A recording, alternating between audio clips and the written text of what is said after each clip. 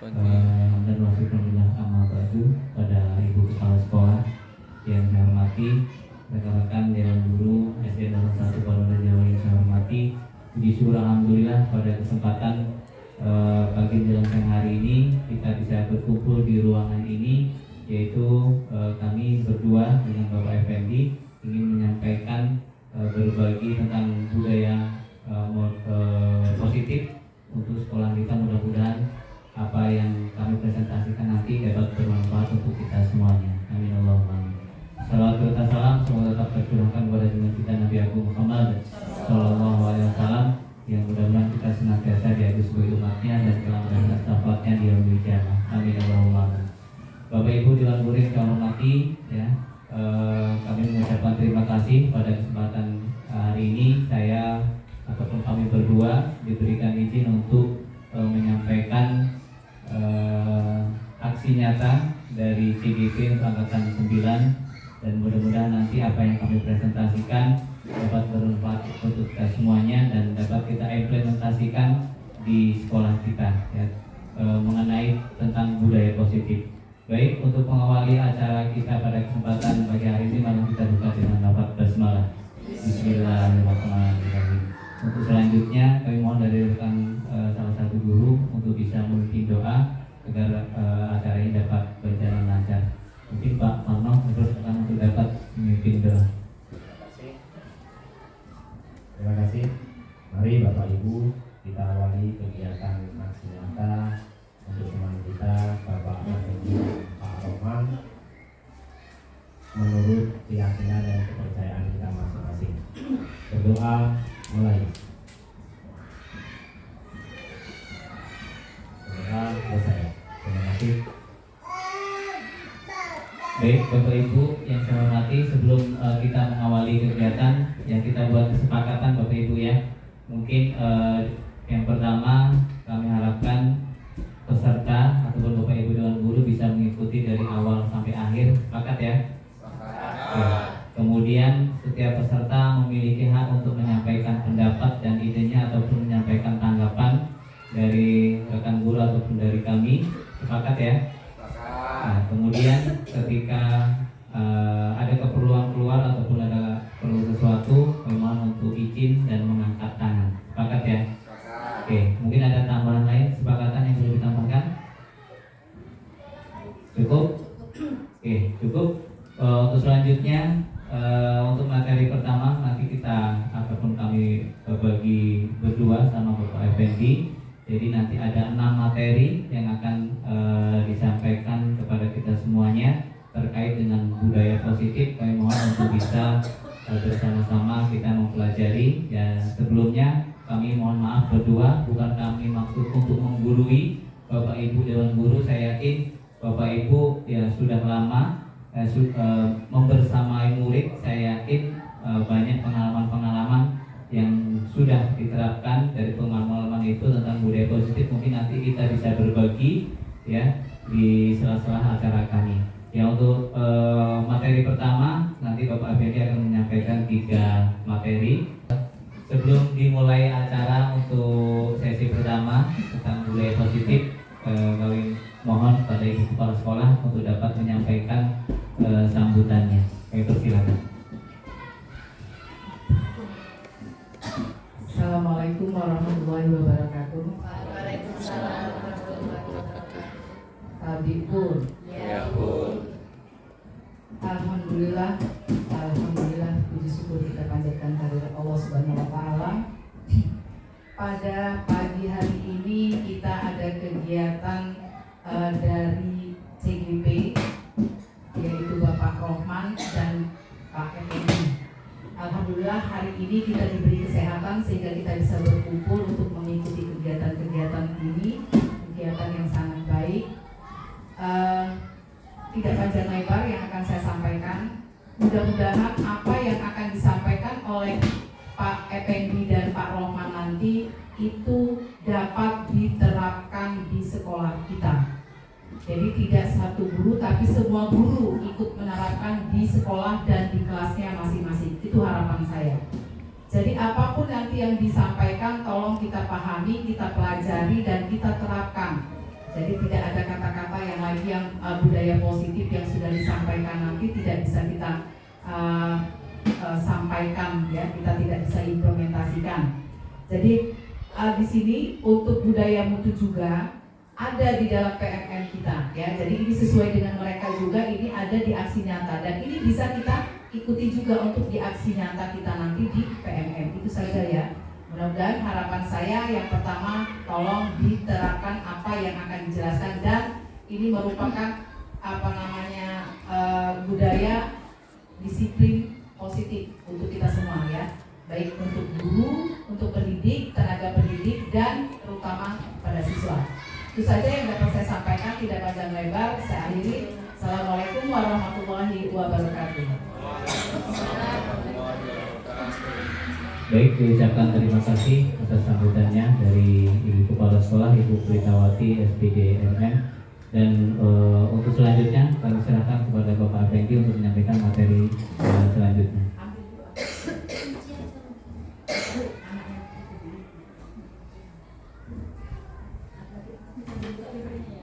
Baik, terima kasih atas waktu yang telah diberikan dan juga ucapkan terima kasih kepada Bapak Ibu guru yang telah bersedia untuk hadir dalam kegiatan pada siang hari ini. Yang dimana di sini saya akan berbagi tentang berbagi pemahaman tentang budaya positif. Jadi Bapak Ibu, mohon maaf sebelumnya, kami di sini saya dengan Pak Rohman di sini intinya Bapak Ibu bukan sebagai narasumber atau bukan sebagai pengajar atau dan lain sebagainya, itu bukan Bapak Ibu. Tapi kami di sini itu untuk mempraktikkan atau membagi pemahaman tentang budaya positif di sekolah. Jadi nanti apapun yang saya sampaikan, nanti jika ada yang baik-baik itu mohon nanti bisa diterapkan. Kalau misal ada kurang-kurang, mohon maaf, mungkin kami masih dalam tahap untuk pengembangan selanjutnya. Dan saya yakin Bapak Ibu guru semuanya di sini sudah mampu melaksanakannya dan selama ini juga sudah membersamai siswa di sekolah ini bertahun-tahun. Saya yakin untuk budaya positif sebenarnya sudah diterapkan dalam kegiatan belajar mengajar sehari-hari di sekolah. Namun mungkin kita belum bisa memetakan satu persatu tentang apa itu budaya positif. Nah, baik Bapak Ibu, kita lanjutkan. Nah, di sini ada pertanyaan pemantik. Ada pertanyaan pemantik di sini Bapak Ibu. Jadi yang pertanyaan pemantik yang pertama adalah hukuman dapat mendisiplinkan anak. Yang kedua, pemberian hukuman dengan hal positif seperti membaca atau membersihkan halaman sekolah dapat meningkatkan disiplin anak. Yang ketiga, memberi penghargaan dapat meningkatkan motivasi belajar anak. Nah, Bapak Ibu, mohon nanti kolaborasinya ya Bapak Ibu ya. Pokoknya apapun itu nanti mohon setiap pertanyaan-pertanyaan pemantik seperti ini, siapapun boleh menanggapi, siapapun boleh menjawab. Di sini tidak mencari yang benar dan yang salah, tidak. Karena di sini ada pemahaman masing-masing dari Bapak Ibu guru semuanya di sini. Setiap pemahaman itu pasti mempunyai nilai yang berbeda-beda, pemahaman yang berbeda-beda. Baik, yang pertama adalah setuju atau tidak. Jawabannya adalah tinggal menjawab, memilih salah satu, setuju atau tidak. Tetapi setelah ini juga disertai dengan alasannya. Kenapa setuju, kenapa tidak setuju.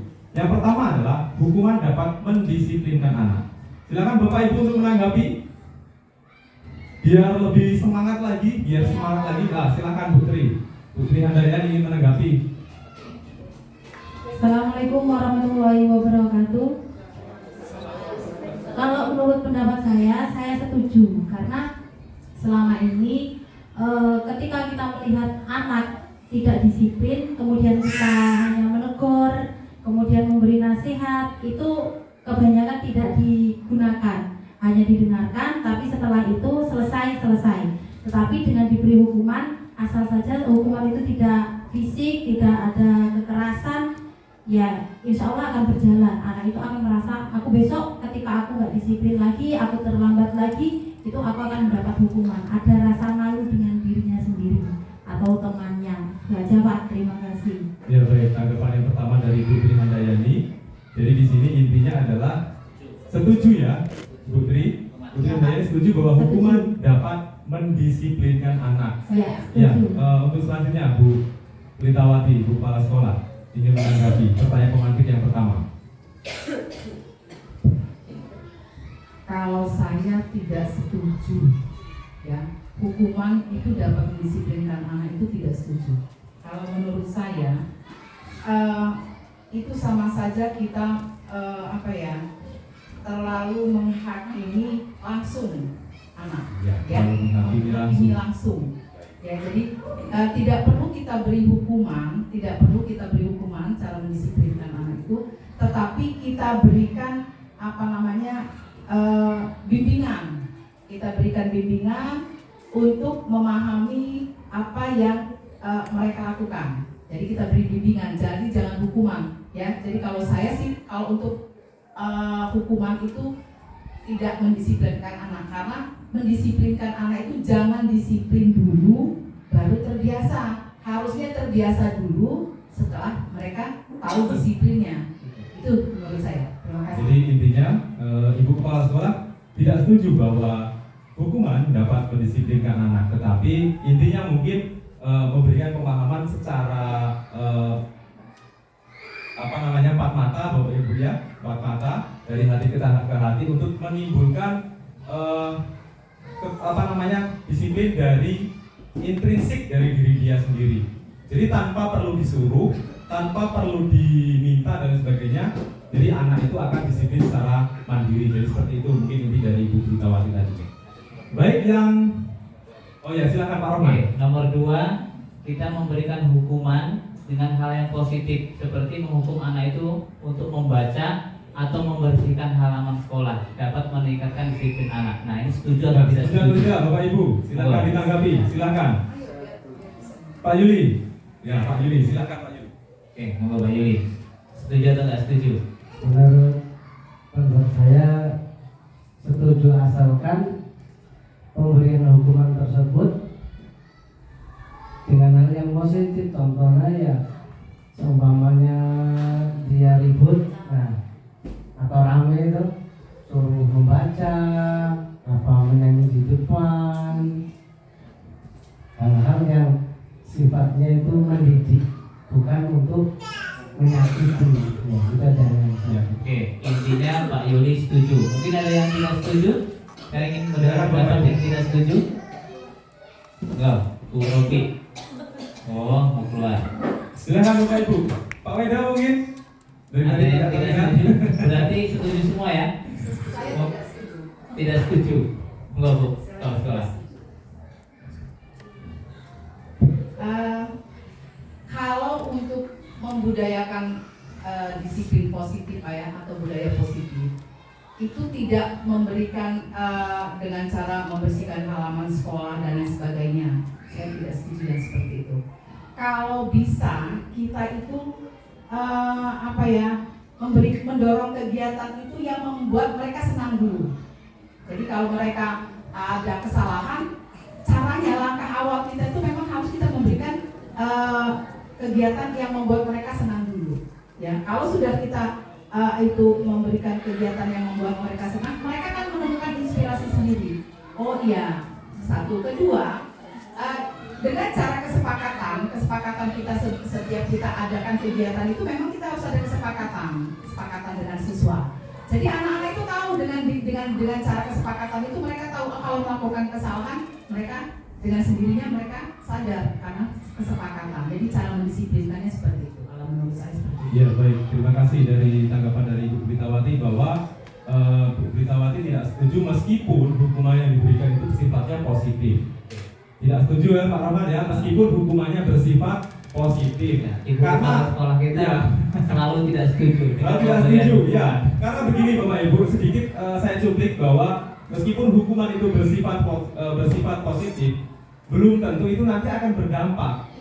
Karena meskipun hukuman itu sifatnya positif, ya istilahnya hanya formalitas. Biar saya tidak dihukum, biar saya tidak dimarahi lebih lanjut, ya sudah saya ikuti saja. Saya baca, tapi apa yang dia baca tidak akan masuk ke dalam hati dan pikirannya. Hanya terpaksa saja meskipun hukumannya bersifat positif. Kita lanjutkan Pak Roman, pertanyaan pemantik yang ketiga. memberi penghargaan dapat meningkatkan motivasi belajar anak. Nah, ini Bapak Ibu yang sering kita lakukan. Sebagai contohnya begini Bapak Ibu. Nanti anak-anak yang dapat juara 1 akan Bapak berikan hadiah. Anak-anak yang berangkat lebih awal akan Bapak berikan hadiah. Nah, anak-anak nanti pokoknya yang lomba nyanyi juara 1 akan Bapak Ibu berikan hadiah. Dan itu namanya memberi penghargaan dapat meningkatkan motivasi anak. Nah, di sini Bapak Ibu setuju atau tidak jika dilaksanakan hal yang seperti itu? Monggo. Monggo, Bapak Ibu silakan. Ada yang memberi tanggapan? Oh, Pak Marno, silakan Pak Marno. Terima kasih. Assalamualaikum warahmatullahi wabarakatuh. Karena kita terjadi kepada diri saya sendiri 3 poin ini, ya setelah saya alami ini semua saya tidak setuju Pak. Iya, terutama yang terakhir ini saya pernah lakukan di tahun yang kemarin. Ternyata anak itu belajar itu karena ini. Nggak sadar kalau bahwa belajar itu penting bagi dia, gitu. Untuk masa depan dia. Ya, jadi saya sangat tiga poin ini saya tidak setuju, terutama yang ketiga ini karena sudah terjadi di kelas saya di tahun yang kemarin. Ternyata kalau saya beri reward juara 1 dapat info, ternyata dia terpacu pada saat itu, tapi dia nggak sadar betapa pentingnya saya itu belajar dengan baik dan asal dengan disiplin seperti itu. Terima kasih. Oke, terima kasih. Berarti dia belajar hanya mengharapkan pendapat apa? Penghargaan tersebut. Pak Yuli, ya ada lagi berapa dari Pak Yuli, silakan. Menurut saya setuju. Karena apa? Dalam memberikan reward bagi siswa-siswi yang masih di taraf pendidikan yang SD, SMP itu bisa membuat dia itu meningkat atau motivasinya lebih bagus karena ada iming-imingnya, ada hadiahnya.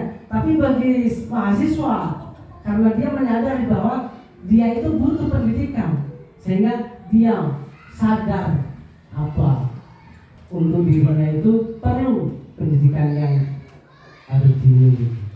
Oke, terima kasih. Ya. Saya sangat dulu sebentar. Oh iya, silakan. Nanti yang bawah ya. Jadi kita sebagai orang tua itu bagaimana caranya anak itu bisa sadar kalau belajar itu penting, makanya kita tanamkan dari dini. Ya, jadi ketika dia di SMP, di SMA, di kuliah, dia sudah sadar betapa pentingnya kalau saya itu belajar. Tidak perlu saya dikasih reward, tidak perlu saya dikasih hadiah. Saya itu penting belajar dengan disiplin, punya motivasi tersendiri gitu. Itu alasan saya kenapa saya tidak setuju Pak tadi. Sampai selesai itu. Saya lagi tambahkan. Ya baik, Bu Kepala Sekolah ingin menambahkan. Iya. Saya tambahkan lagi. Jadi dibilang setuju juga enggak, dibilang enggak juga. Tapi kalau bisa, ya, kalau bisa hindari yang menjanjikan atau mengiming-iming siswa untuk mendapatkan hadiah. Itu bukan merupakan motivasi. Sudah dicontohkan tadi dengan Pak Sumarno di kelasnya, dia mendapat apa karena diiming-iming dijanjikan, dia belajarnya itu pada saat itu aja, hanya untuk mencapai pada saat itu, tidak menjadikan budaya yang positif untuk dia belajar terus gitu ya. Jadi kalau kata saya, hindari yang menjanjikan atau yang mengiming-iming anak untuk memberi hadiah. Itu bukan merupakan motivasi, tetapi yang harus kita perhatikan, tumbuhkan motivasi itu yang internal, yang ada pada diri kita, yang ada pada diri anak. Ya, jadi jangan mengiming-iming. Kalau dengan mengiming-iming itu mereka itu belajarnya terpaksa hanya pada saat itu untuk mendapatkan juara. Tapi kita identifikasi motivasi ada apa yang ada di internal diri mereka. Itu saja. Oke, terima kasih. Intinya kita harus menggali dulu Iya. di diri anak tersebut Bu ya. Intinya sih. Ya baik, kita lanjutkan. Nah, topik dalam eksplorasi konsep dari topik yang akan kita bahas pada siang hari ini, saya dengan Pak Rahman. Yang pertama adalah disiplin positif dan nilai-nilai kebajikan universal, teori motivasi, hukuman dan penghargaan, serta restitusi, keyakinan kelas, kebutuhan dasar manusia dan dunia berkualitas, restitusi, 5 posisi kontrol, dan restitusi segitiga restitusi. Jadi Kita pertanyaan lanjutkan. yang tadi itu ada keterkaitannya dari 6 materi ini. Ya, Jadi materinya nanti ada semua di situ. ketika jawab tidak setuju dan setuju nanti di akhir bisa kita simpulkan. Ya. Seperti apa memberikan motivasi kepada anak. Mungkin itu. Kita lanjutkan Bapak Ibu. Disiplin positif dan nilai-nilai kebajikan universal. Nah, di sini ada sebuah kegiatan Bapak Ibu. Sebuah kegiatan di sini bukan kita lihat dari kegiatan ini, kalau kita lihat kegiatannya hanya sepele Bapak Ibu. Tetapi nanti ada nilai-nilai yang terkandung dalam kegiatan ini. Nah, saya akan coba memainkan peran ini. Nah, ini ada motor Pak Rohman ya. Ini ada motor Pak Rohman, apa motornya? Nah, kontak motor, apa Pak? CRF. Nah, CRF itu mahal harganya. Nah, ini saya akan, ini misalnya ini kunci motor Pak Rohman. Nah, Pak Rohman, nah di sini kegiatannya adalah ada A dan D. Nah di sini sobelnya kertas kecil atau diganti dengan kunci motor tadi. Tuliskan benda atau sesuatu yang sangat berharga untuk Anda. Bagi Pak Rohman, kunci motor itu adalah hal yang sangat penting karena kalau kunci motornya ya sekalian motornya juga. Letakkan di salah satu tangan Anda dan genggam benda atau sesuatu tersebut dengan segala daya. Buatlah sebuah kepalan, jadi suruh mengepalkan tangan. Teman Anda akan mencoba dengan sekuat tenaga dengan berbagai cara untuk meminta Anda memberikan benda tersebut. B. Bisa membujuk. Nah, si orang yang B tadi bisa menggunakan berbagai macam cara untuk membujuk Pak Rohman tadi untuk membuka kepalan tangannya atau untuk menyerahkan sesuatu yang ada di dalam kepalan tangannya tersebut. Bisa membujuk, mengancam, menghardik, merayu, menyuap apa saja agar dapat membuka kepalan tangan Pak Rohman tadi. Silakan, mungkin Pak Marna atau Pak Bahar bisa mencoba. Ya Pak, silakan Pak Rohman maju ke depan. Mungkin Pak Marna bisa mencoba untuk merayu Pak Rohman. Aku pengen yang lain. Kalau Pak Marna yang merayu mungkin tidak akan. Nah, coba. Ada Bu Eli atau Bu Binti di sini. Silakan. Nah, mungkin Pak Rohman bisa maju ke orang yang dituju. Oh, merayu. Pokoknya bagaimana caranya biar Pak Rohman ini mau membuka kepalan tangannya. Merayu. Atau mungkin diancam tidak masalah. Di sini ada kata-kata menghardik, mengancam, merayu, menyuap apa aja. Tapi jangan menyuap ya. Ya silakan dibujuk, tidak masalah. Bisa membujuk. Pak Rohman, pinjam kontaknya dong. Pinjam. Minta. Minta. Minta kontaknya dong. Jangan pinjam dulu 100 ya. Nggak bisa. Nggak boleh. Kalau nggak boleh tak ambil nanti tak curi lo. Nggak boleh.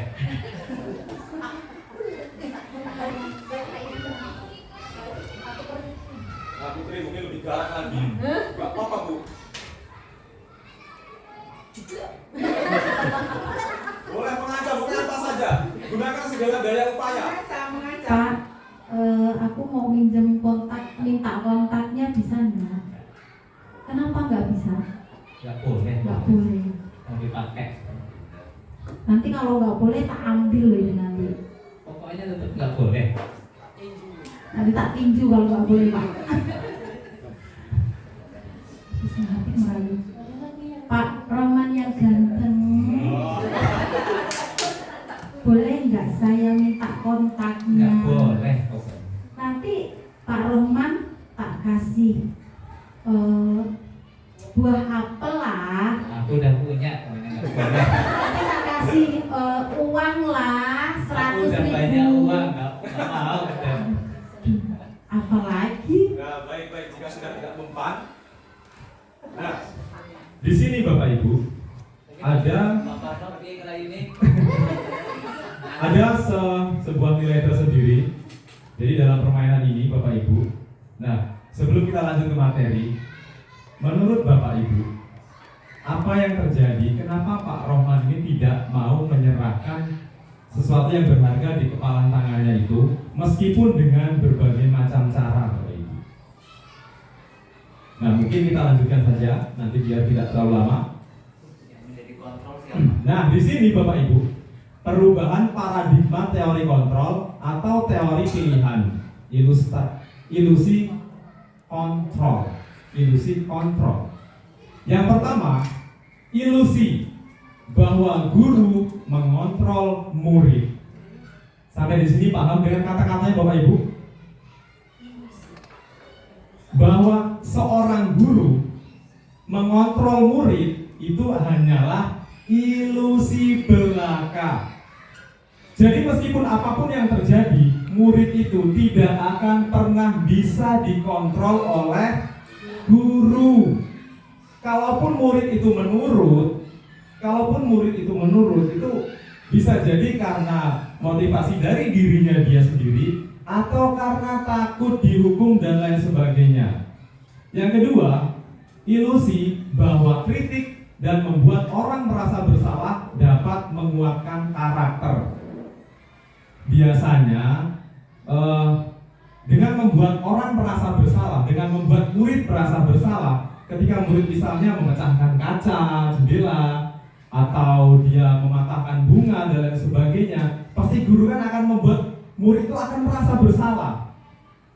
Dengan itu tidak akan menumbuhkan Bapak Ibu, tidak akan menguatkan karakternya, tidak akan membuat dia bertanggung jawab, kecuali atas kemauan dirinya sendiri.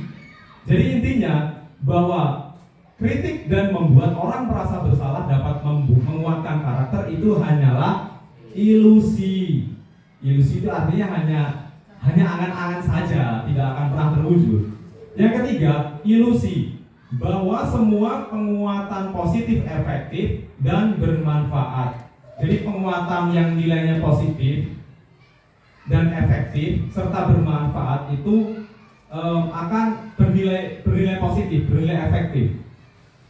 Jadi meskipun kita memberi motivasi, Bapak Ibu jika Anda rajin belajar, anak-anak jika kalian rajin belajar, rajin membaca, anak-anak akan menjadi anak yang sukses. Itu ilusi saja Bapak Ibu. Karena tidak semua yang kita berikan kepada siswa itu akan terserap dengan baik oleh siswa tersebut. Ya contohnya kita, ada seorang motivator yang memberikan motivasi. Jika ingin sukses harus bekerja keras. Kurang apa kerasnya kita bekerja Bapak Ibu? Kurang apa kita tiap hari bangun pagi sampai sore bekerja keras, membanting tulang dan lain sebagainya. Sudah sukseskah kita? Belum.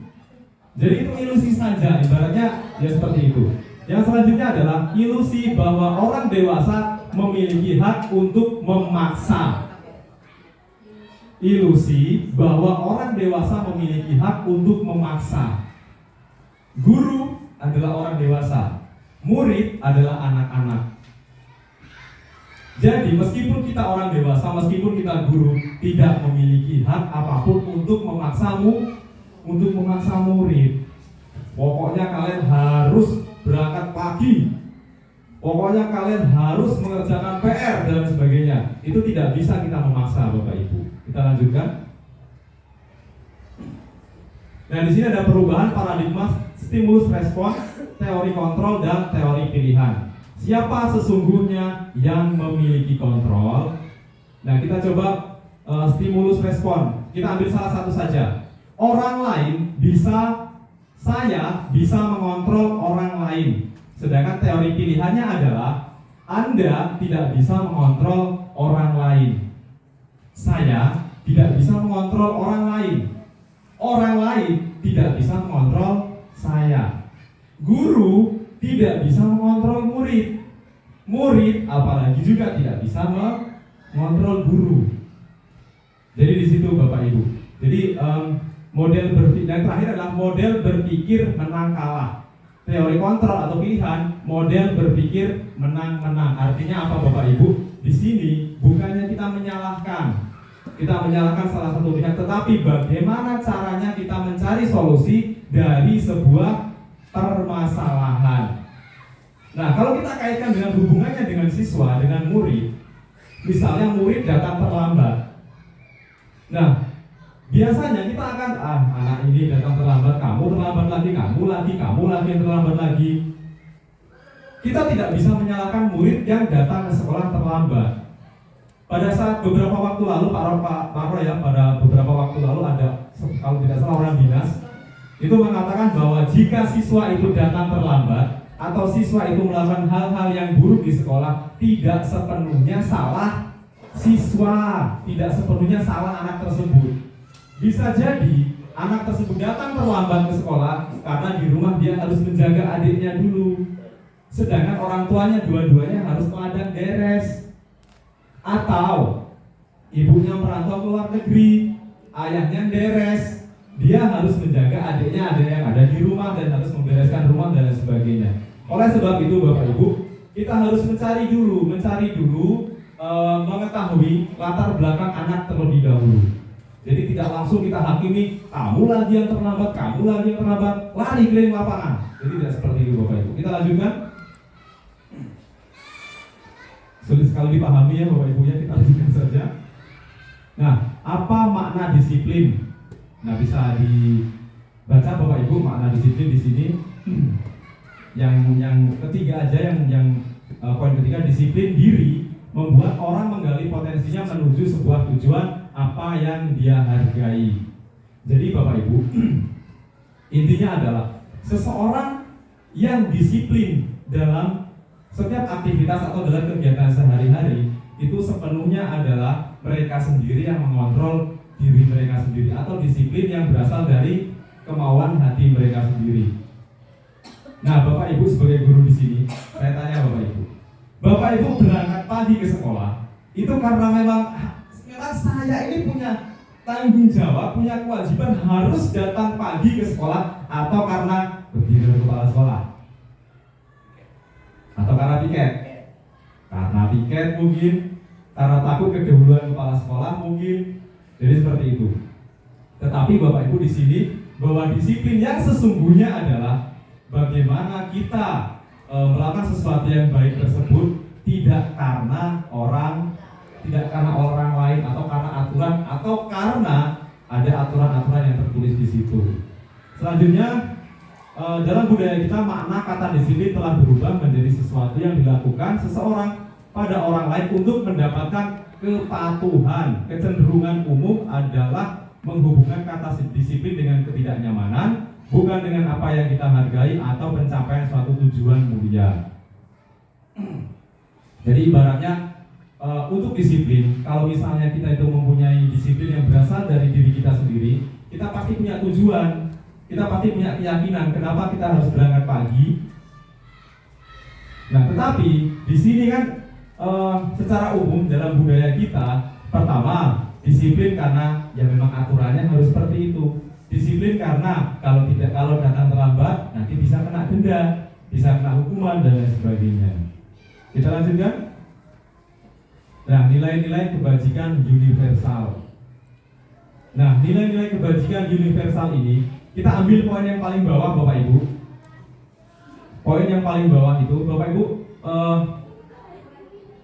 di sini Bapak Ibu bisa dilihat. Ini apa Bapak Ibu? Elemen apa ini? Profil pelajar Pancasila. Jadi nilai-nilai kebajikan universal itu di sini adalah nilai-nilai kebajikan yang ingin dicapai oleh setiap anak Indonesia. Kita kenal dengan profil pelajar Pancasila. Yang pertama, mungkin ada yang bisa menyanyi lagu profil pelajar Pancasila. Oh, lupa. Kita lanjutkan saja. Yang profil pelajar Pancasila di sini adalah suatu nilai-nilai kebajikan universal. Kita lanjutkan. Pembelajaran yang kedua, teori motivasi, hukuman dan penghargaan serta restitusi. Itu yang kita bahas di pembahasan yang pertama tadi, yang setuju atau tidak tadi. Teori motivasi perilaku manusia. Nah, bisa dilihat Bapak Ibu, ada motivasi eksternal, ada motivasi internal. Jadi ketika seseorang itu menghargai diri sendiri, maka itu disebut sebagai motivasi internal. Jadi dia sadar dari dirinya sendiri, meyakinkan dirinya sendiri apa yang dia perbuat itu akan menimbulkan sesuatu yang efeknya itu bernilai positif. Jadi seperti tidak ada embel-embel di belakang-belakangnya, tidak ada sama sekali. Kita lanjutkan. Di sini ada merdeka menurut Ki Hajar Dewantara. Merdeka itu artinya tidak hanya terlepas dari perintah, akan tetapi juga cakap membuat perintah diri sendiri. Jadi artinya setiap apapun itu yang kita ambil itu berasal dari diri sendiri. Motivasi apapun itu berasal dari diri sendiri. Pantulan dari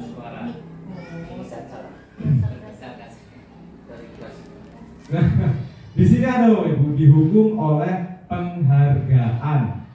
Dihukum oleh penghargaan. Jadi intinya gini Bapak Ibu, hukuman dan penghargaan itu memiliki nilai yang sama. Saya contohkan seperti ini. Ketika seseorang misalnya antara angka 1 sampai angka 10, seseorang yang diberikan penghargaan ibaratnya mereka berada di posisi nomor 10. Seseorang yang mendapat hukuman itu mereka berada di posisi minus 10, plus 10 dan minus 10.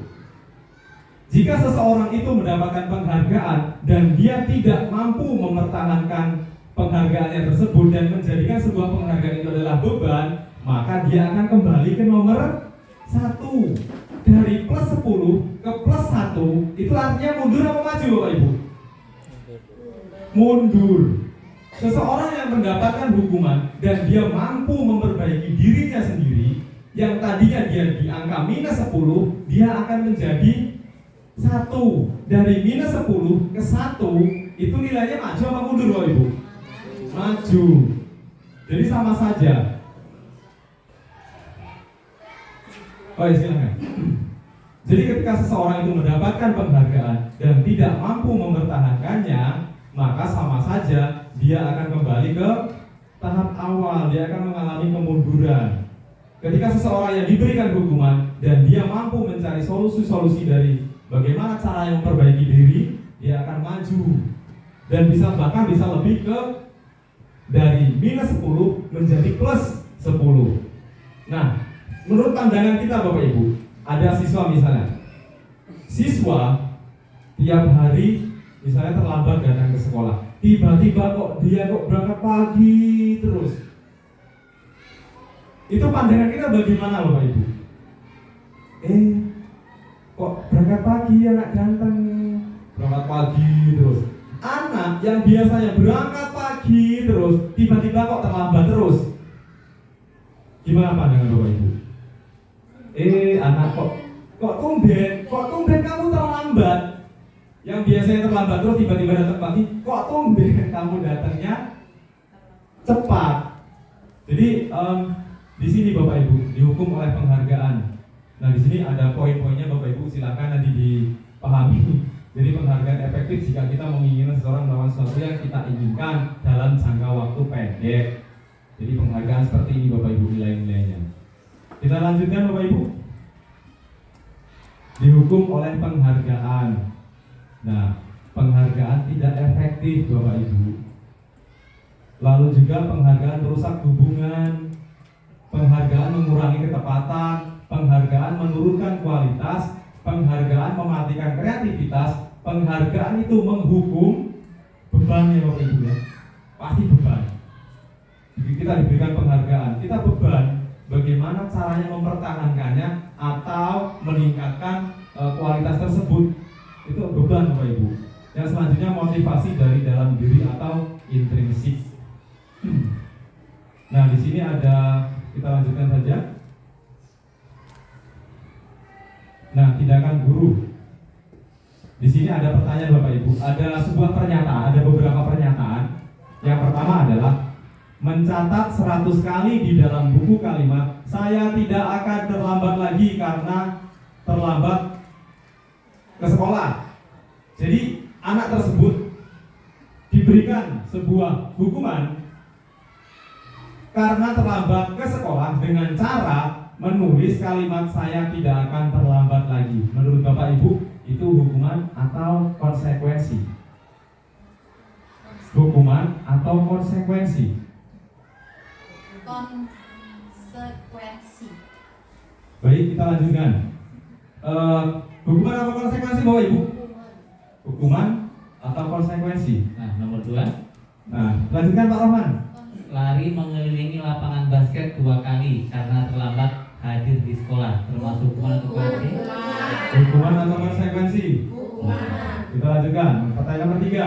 Murid diminta untuk push up 15 kali karena tidak menggunakan masker ke sekolah. Hukuman atau konsekuensi? Hukuman. Terus menggantikan kertas tugas teman yang telah dicoret-coret. Konsekuensi. Konsekuensi.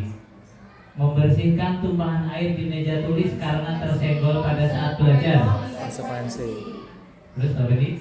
Murid disuruh untuk menggunakan sepatu seharian di sekolah karena disuruh untuk mengenakan sepatu seharian di sekolah karena tidak mengenakan sepatu hitam.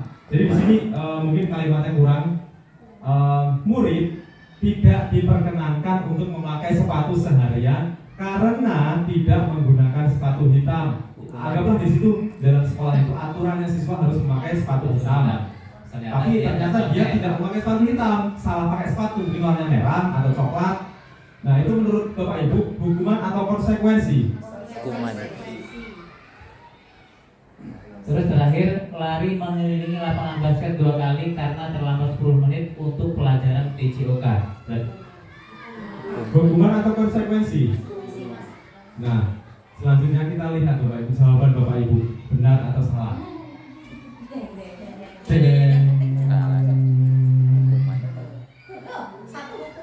Nah, yang pertama itu hukuman, yang kedua hukuman, ketiga hukuman, yang keempat konsekuensi, kelima konsekuensi, keenam hukuman, dan yang ketujuh konsekuensi. Nah, dari kata-kata, dari kalimat-kalimat ini Bapak Ibu, silahkan dilihat dulu, dibaca dulu, diamati dulu. Kenapa kok disebut hukuman? Kenapa kok disebut konsekuensi?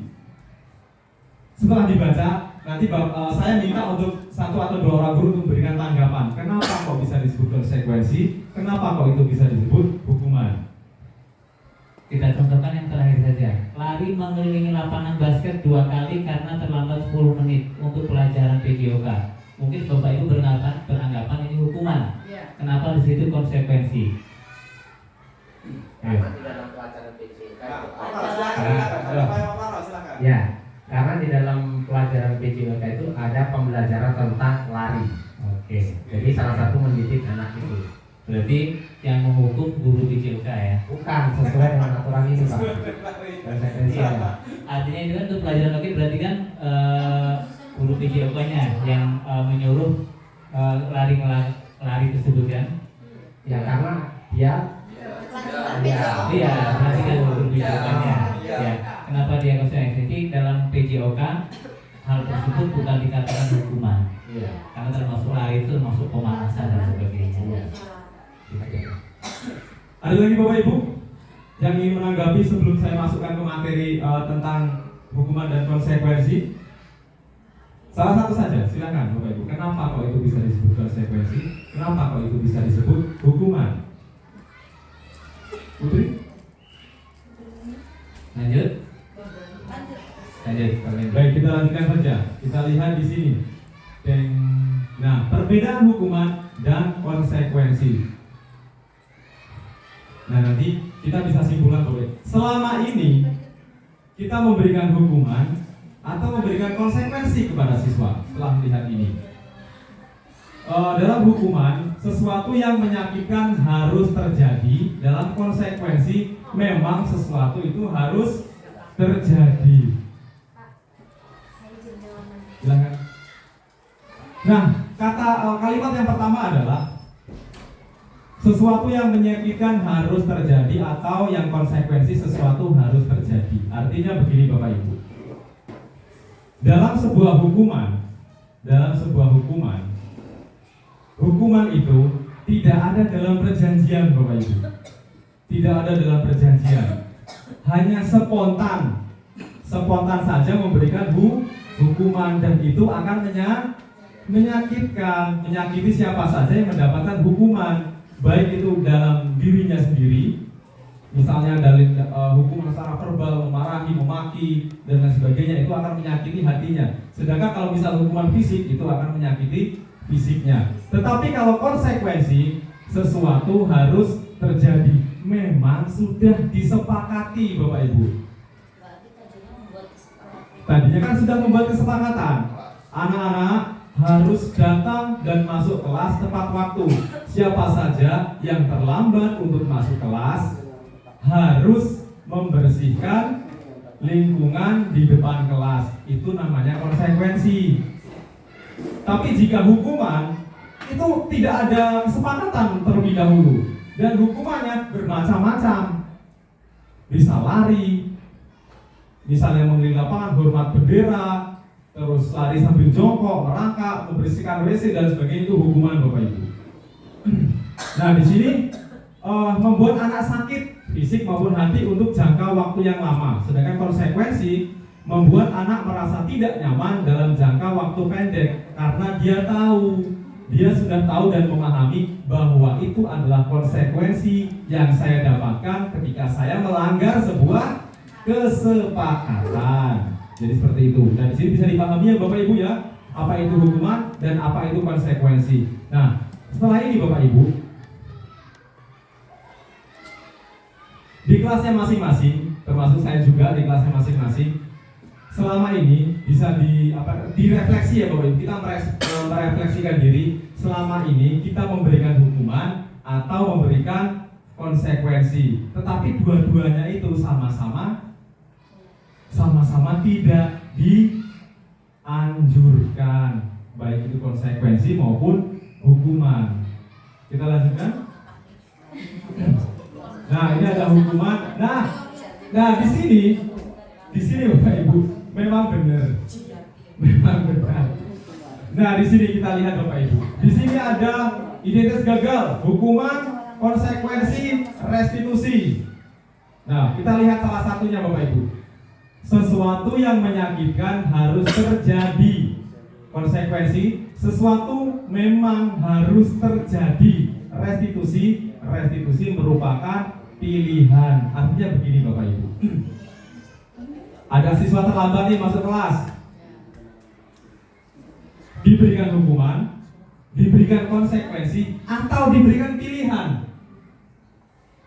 Anak-anak, misalnya dia terlambat, kamu kan sudah terlambat. Dalam perjanjian dalam kesepakatan kelas, setiap anak yang melanggar kesepakatan itu, mereka akan mendapatkan sanksi. Nah, sekarang silahkan kamu pilih, mau nyapu, mau ngepel, mau membersihkan WC, mau membuang sampah, atau apapun. Bapak Ibu tidak marah, tetapi kamu harus melaksanakan itu. Dan kamu tahu bahwa itu adalah sebuah kesalahan. Bagaimana cara memperbaikinya anak-anak, misalnya seperti itu. Jadi tidak, kamu lagi terlambat, kamu harus menyuci, mengepel WC dan lain sebagainya. Nah, setuju.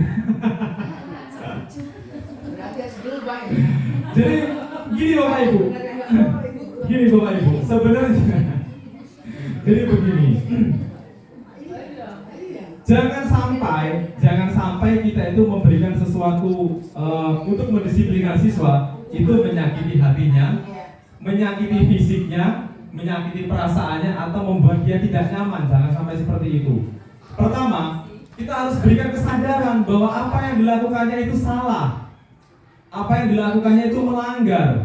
Oleh sebab itu, dia harus bertanggung jawab, Bapak Ibu. Siswa itu harus bertanggung jawab. Kita tanamkan nilai tanggung jawab. Jadi agar tidak diulangi kesalahan-kesalahan yang sama di kemudian hari. Jadi tidak model hukuman kamu harus seperti ini, kamu tidak model seperti itu. Jadi mulai sekarang mungkin bisa kita perbaiki pelan-pelan Bapak Ibu. Tidak serta-merta setelah ini besok langsung diperbaiki seperti tidak. Kita pelan-pelan saja, kita bareng-bareng. Misalnya Bapak Ibu misal tidak mampu menangani, ya kita alihkan kepada guru yang lain. Misalnya ke guru yang sudah senior, guru yang terlihat garang misalnya, tidak perlu ngomong, tinggal melihat saja gini aja, siswa sudah takut. Jadi tidak perlu, misalnya tidak sanggup, ya kita alihkan saja kepada guru yang lain. Misalnya serahkan ke Pak Marno, serahkan ke Pak Thomas. Nah seperti kejadian pada waktu itu ada beberapa siswa yang mungkin terlibat dalam permasalahan. Nah diserahkan kepada Pak Thomas. Itu sudah restitusi Bapak Ibu. Itu sudah disebut restitusi. Tindakan kamu benar atau salah, bagaimana kamu memperbaikinya. Nah setelah itu, agar mereka berdua ini bisa akur lagi, itu bagaimana caranya?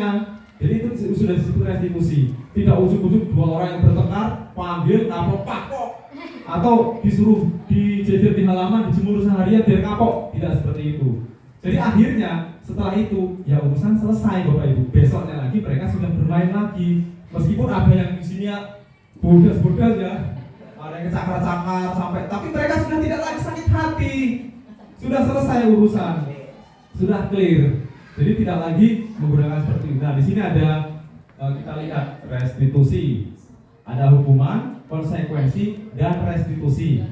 Nah salah satu saya akan membacakan peraturannya adalah kamu harus, mau tidak mau, kalau kamu melanggar kamu harus, itu namanya hukuman. Selanjutnya yang konsekuensi. Apa peraturannya anak-anak kalau kamu datang terlambat? Misalnya seperti itu. Mampukah kamu melakukannya? Terima kasih. Nah itu konsekuensi. Restitusi. Apa yang kamu yakini? Apa yang bisa kamu lakukan untuk memperbaiki masalah ini? Yang terlambat, panggil, tanyakan baik-baik, cari solusinya. Setelah itu bagaimana cara memperbaikinya? Nah itu namanya restitusi. Jadi tidak ujung-ujung langsung dihakimi, langsung kamu salah dan lain sebagainya. Kita lanjut. Nah ini restitusi Bapak Ibu. Restitusi adalah proses menciptakan kondisi bagi murid untuk memperbaiki masalah mereka, kesalahan mereka, sehingga mereka bisa kembali pada kelompok mereka dengan karakter yang lebih kuat. Restitusi juga merupakan proses kolaboratif yang mengajarkan murid untuk mencari solusi untuk masalah mereka dan membantu murid berpikir tentang orang seperti apa yang mereka ingin menjadi tujuan mulia dan bagaimana mereka harus memperlakukan orang lain. Di setelahkan video Pak Rahman yang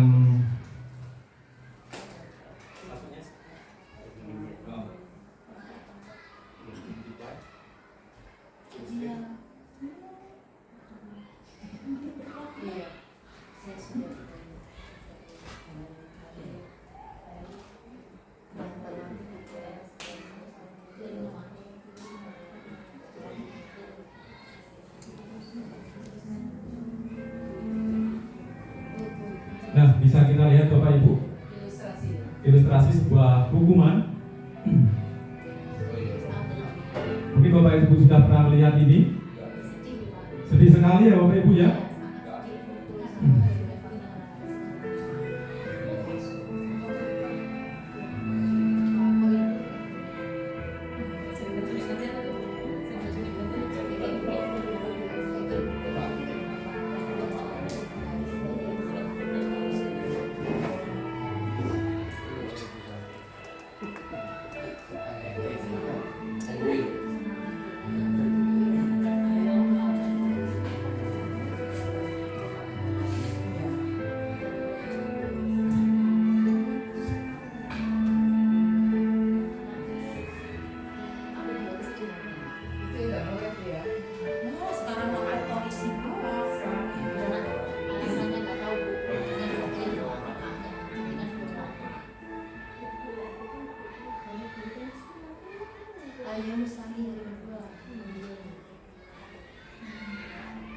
Selamat pagi.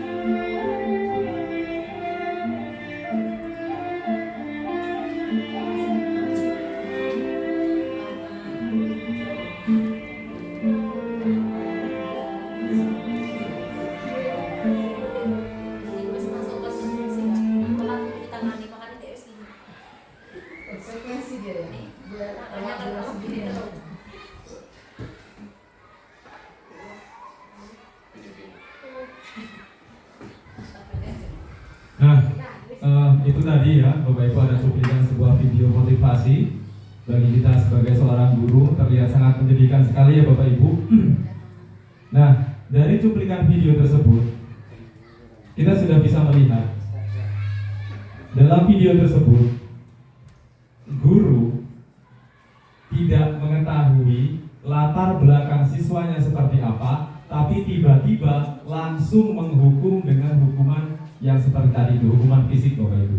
Tetapi ketika guru tersebut mengetahui apa yang terjadi dan bagaimana keadaan siswa tersebut, dari mana latar belakang dia berasal, maka guru tersebut akan menyesali apa yang telah dia perbuat. Jadi artinya begini Bapak Ibu, ketika siswa melakukan kesalahan di sekolah, pertama kita harus tahu dulu apa yang melatar belakangi siswa melakukan kesalahan.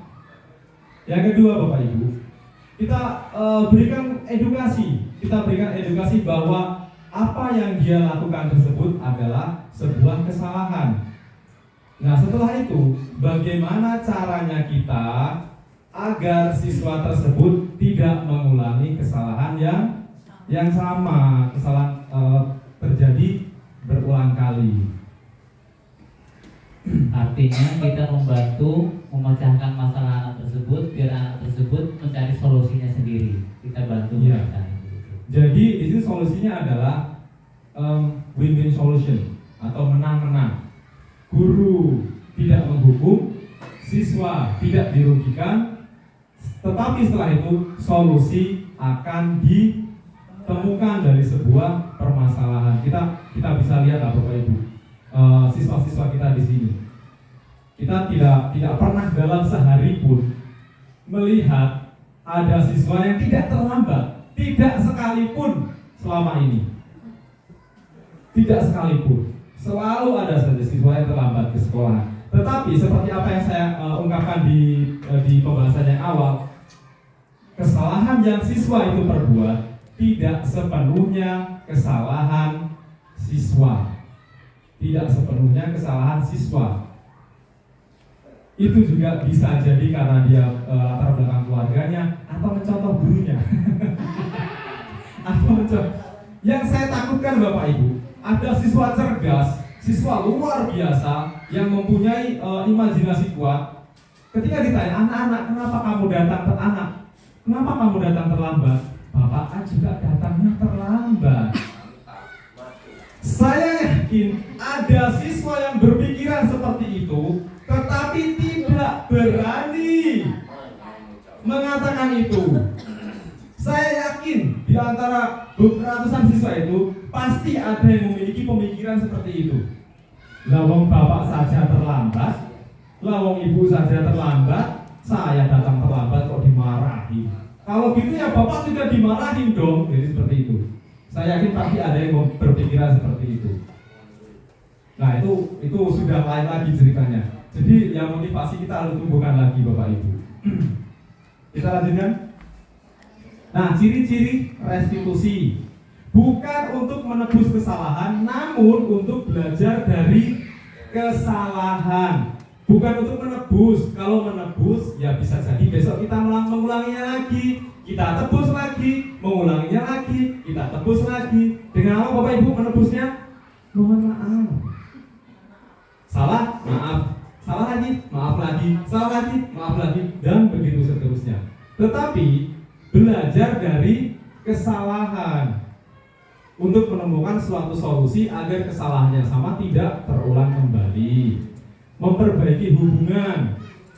Bapak Ibu pernah menyaksikan saat di SD kita sayang-sayang, kita didik dengan baik, lalu kita berikan materi yang luar biasa, kita pokoknya kita apresiasi semuanya. Ketika sudah dewasa, jangankan menegur Bapak Ibu, ketemu kita dia ngeliat aja enggak. Pernah Bapak Ibu? Pernah? Sering. Jadi Bapak Ibu, bisa jadi itu karena apa yang kita berikan itu tidak ada maknanya sekali dalam diri siswa. Kita itu tidak bermakna dalam diri siswa. Ibarat kata kalau kita bilang sekarang ini, gurunya gak keren. Jadi pembelajaran yang kita berikan kepada siswa tersebut tidak ada maknanya sama sekali untuk siswa tersebut. Bisa dibaca Bapak Ibu ya semuanya ya. Kita lanjutkan karena mungkin waktunya sudah sangat siang. Nah, di sini ada keyakinan kelas Bapak Ibu. Materi yang saya sampaikan yang terakhir sebelum disampaikan oleh Pak Rohman, ada keyakinan kelas. Nah, seperti ini, mengapa tidak peraturan saja, mengapa harus keyakinan? Mengapa tidak keyakinan, tetapi mengapa tidak peraturan saja, mengapa harus keyakinan? Aturan bisa kita lihat tertempel dengan sangat jelas. Masuk sekolah jam sekian, pulang sekolah jam sekian, istirahat jam sekian, keluar kelas jam sekian, masuk kelas jam sekian. Apakah ada yang semuanya itu dilaksanakan dengan tepat waktu? Ada? Dan konsisten? Tidak. Itu peraturan Bapak Ibu. Tapi kalau sudah keyakinan, tidak perlu ditempel Bapak Ibu. Oh, saya berangkat sekolah itu jam 7.15 harus sudah sampai ke sekolahan. Nanti saya masuk ke kelas jam 7.30, saya keluar dari kelas jam 10, saya masuk lagi jam 10.30. Saya pulang dari sekolah itu jam 12. Itu adalah keyakinan, tidak perlu ditempel, tapi sudah menjadi keyakinan diri bahwa kita meyakini apa yang kita lakukan itu adalah suatu kebaikan. Kita lanjutkan Bapak Ibu. Budaya positif. Nah, di sini ada peraturan kelas, naik lagi menjadi keyakinan kelas, naik lagi menjadi lingkungan positif. Ketika lingkungan positif itu sudah terbentuk, maka akan menjadi sebuah budaya positif. Jadi, kalau budaya, namanya budaya Bapak Ibu. Kalau sudah membudaya, itu sudah tidak lagi harus ada aturan-aturan. Harus nggak perlu. Kalau sudah membudaya, budaya itu akan terjadi kita akan melaksanakan dengan sendirinya kalau itu sudah menjadi sebuah budaya. Jadi kita harus membudayakan itu untuk kita sendiri sebagai guru maupun kepada siswa. Nah, di sini ada contoh yang mana merupakan keyakinan kelas. Nah, kesepakatan kelas, kami guru dan murid yang saling menyayangi, kami murid yang semangat belajar, kami murid yang peduli dengan teman-teman. Nah, di sini ada kesepakatan kelas satunya.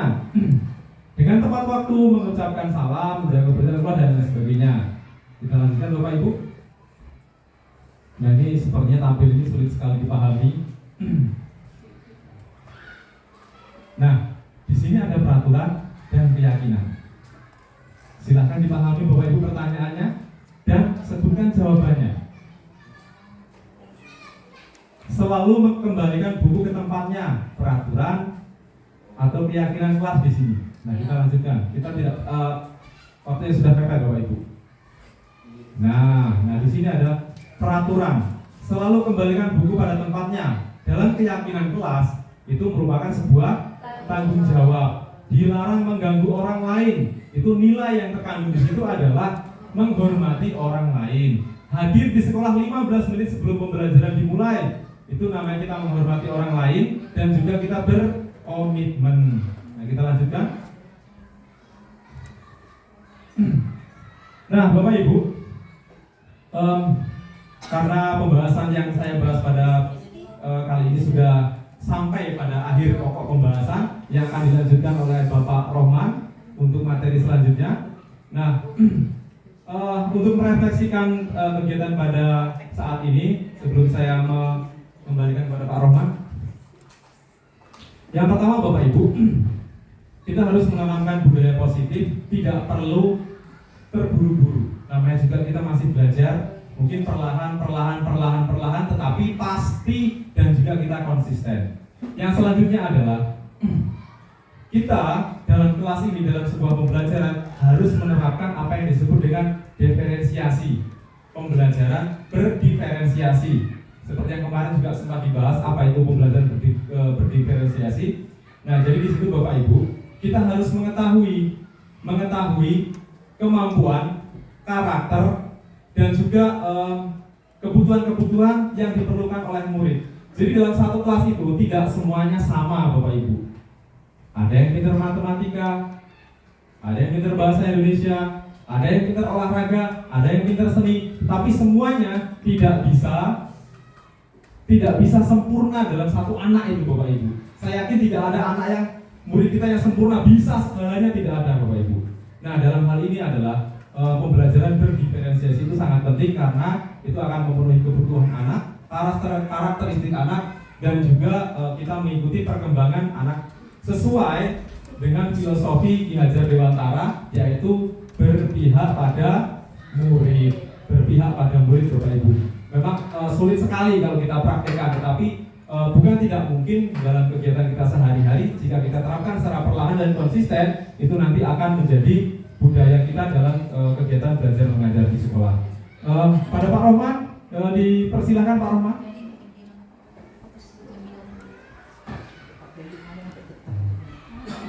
Baik, dilanjut. Sebelum kita mulai pelajaran atau materi berikutnya, coba perhatikan ada game sebentar saja Bu ya. Nanti mohon maaf kalau waktunya molor ya, karena ada 3 materi sedikit pulangnya molor. Coba apa yang akan kamu lakukan pertama kali dalam menghadapi situasi ini? Gambar pertama ada yang sedang merebus air ya, sudah mendidih. Teko air. Kemudian yang kedua ada telepon berdering atau HP kita berdering. Kemudian yang ketiga ada bayi yang sedang menangis. Kemudian ada yang keempat itu gambar kucing atau anjing yang sedang menyakar-nyakar sofa. Kira-kira coba kalau posisi kalian Bapak Ibu mau pilih yang mana posisinya? Ini menggambarkan, ini gak ada yang benar salah ya, ini menggambarkan kepribadian kita. Kira-kira Pak Bahar posisinya dari apa yang akan kalian Bapak lakukan setelah melihat gambar ini? Pertama kali nomor 1 Pak Bahar ya, artinya segera mengamankan air yang sudah mendidih ya. Kebakaran. Oke. Bu Dwi nomor 1 air ya. Terus Putri nomor 3 keberadaan yang gelundung. Nomor 3. Terus nomor 3 Bu Robi nomor 1. Ibu kepala sekolah nomor 2. Nomor 3. Pak Yuli nomor berapa? Nomor 3. Benar Robi. Atau diurutkan Pak Rohman dari mana dulu? Nah, misalnya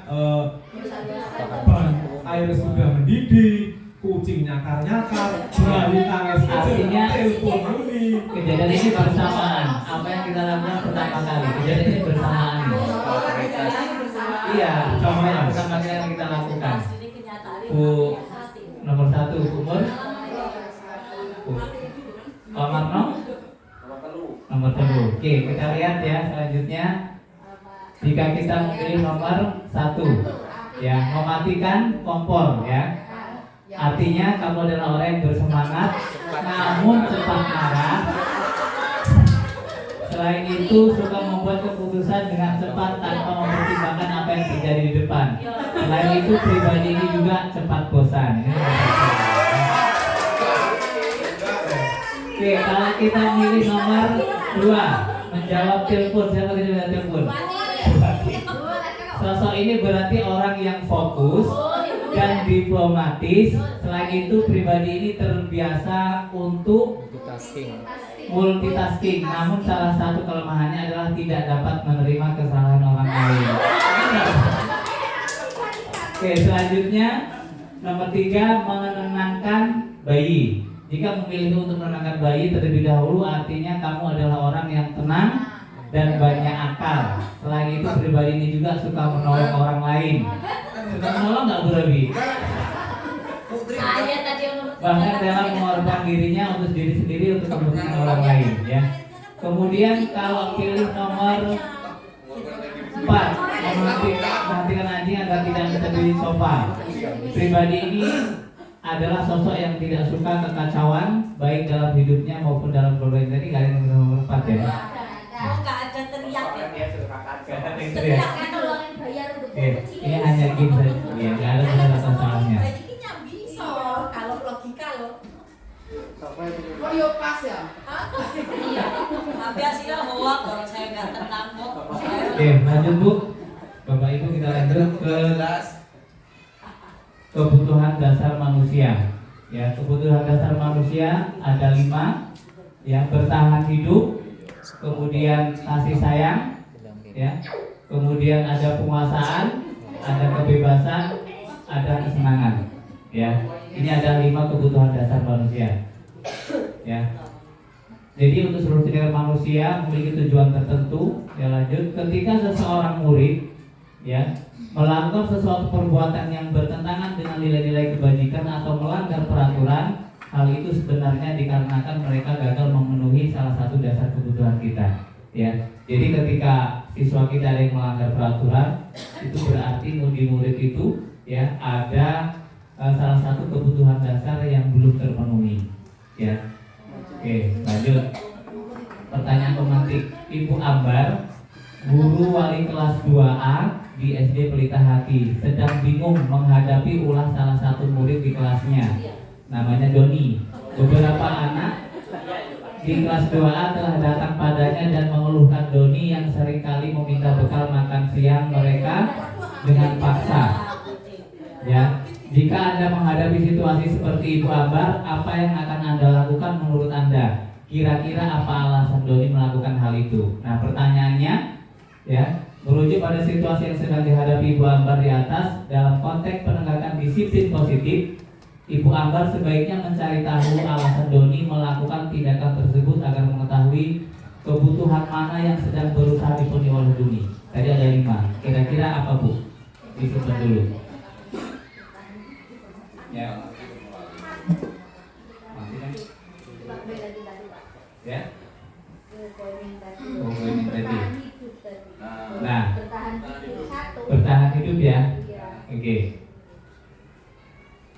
Lanjut, ya kita simpan dulu jawabannya bertahan hidup ya. Kita lihat video coba di play kan.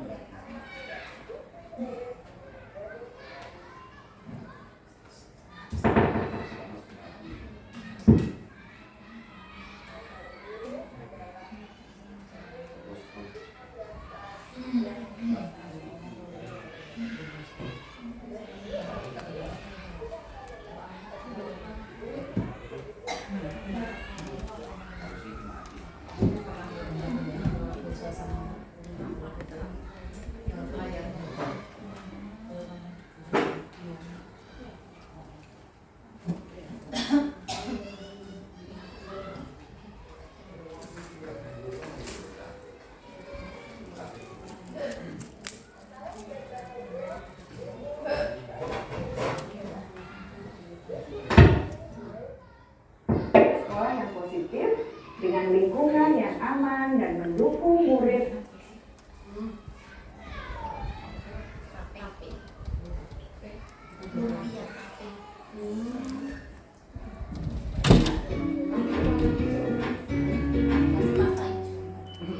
salam dan bahagia ibu dan bapak guru hebat untuk membangun budaya sekolah yang positif dengan lingkungan yang aman dan mendukung murid untuk menjadi pribadi yang berdaya, seimbang, dan bahagia. Salah satu upaya yang dapat dilakukan oleh guru adalah memahami kebutuhan dasar yang mendasari perilaku murid. Pada video kali ini, kita akan membahas tentang 5 kebutuhan dasar manusia.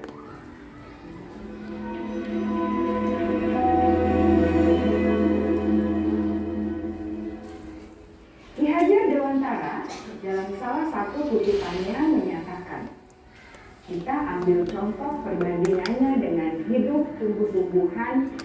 Seorang petani dalam hakikatnya sama kewajibannya dengan seorang pendidik yang menanam padi misalnya. hanya dapat menuntun tumbuhnya padi. Ia dapat memperbaiki kondisi tanah, memelihara tanaman padi, memberi pupuk dan air, membasmi ulat-ulat atau jamur-jamur yang mengganggu hidup tanaman padi, dan lain sebagainya.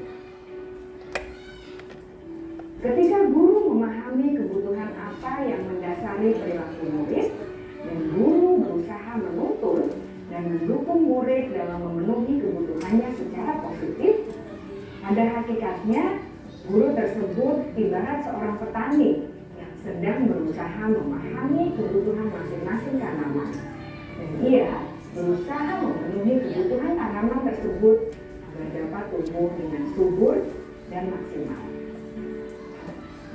Dr. William Glasser, seorang psikiater dari Amerika Serikat, menyatakan bahwa seluruh tindakan manusia memiliki tujuan tertentu, yaitu memenuhi kebutuhan dasarnya. Ketika kelima kebutuhan dasar telah terpenuhi secara memadai, maka murid akan tumbuh dengan seimbang dan bahagia.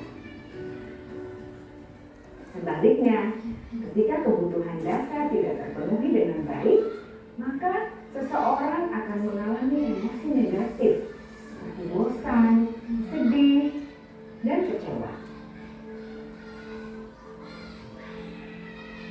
Bahkan mereka dapat melakukan perbuatan yang bertentangan dengan nilai-nilai kebajikan atau melanggar peraturan. Dengan kata lain, perilaku buruk seseorang biasanya adalah respons dari kebutuhan yang tidak terpenuhi. Namun, mereka tidak tahu cara untuk menyampaikannya. Ada 5 kebutuhan dasar manusia menurut Dr. William Glasser, yaitu yang pertama, kebutuhan untuk bertahan hidup atau survival. Yang kedua, kebutuhan untuk merasa diterima atau love and belonging.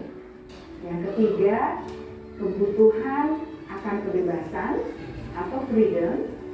Yang keempat, kebutuhan akan kesenangan atau fun. Dan yang kelima, kebutuhan akan penguasaan atau power.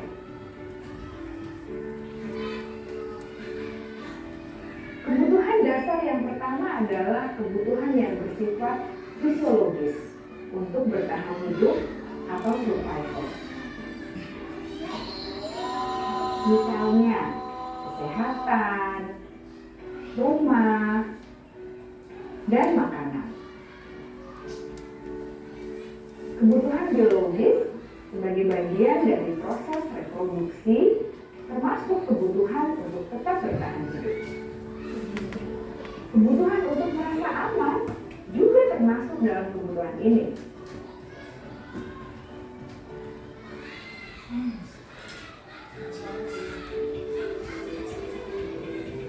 Agar murid dapat belajar dengan baik, kebutuhan mereka akan rasa aman, pangan, sandang, dan papan harus terpenuhi. Jadi lanjut Bapak Ibu ya, tentang kebutuhan dasar hidup ini, yang jelas ketika siswa melakukan hal-hal yang mungkin melanggar peraturan, intinya dari 5 tersebut ada yang belum terpenuhi ya. Jadi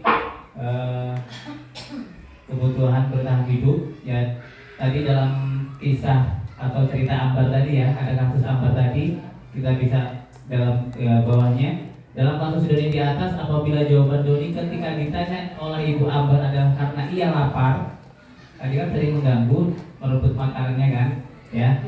Ia lapar dan orang tuanya tidak membawakannya bekal makan siang, maka kebutuhan dasar yang sedang berusaha dipenuhi oleh Doni adalah kebutuhan bertahan hidup, ya. Lanjut lagi, kasih sayang, ya, kasih sayang.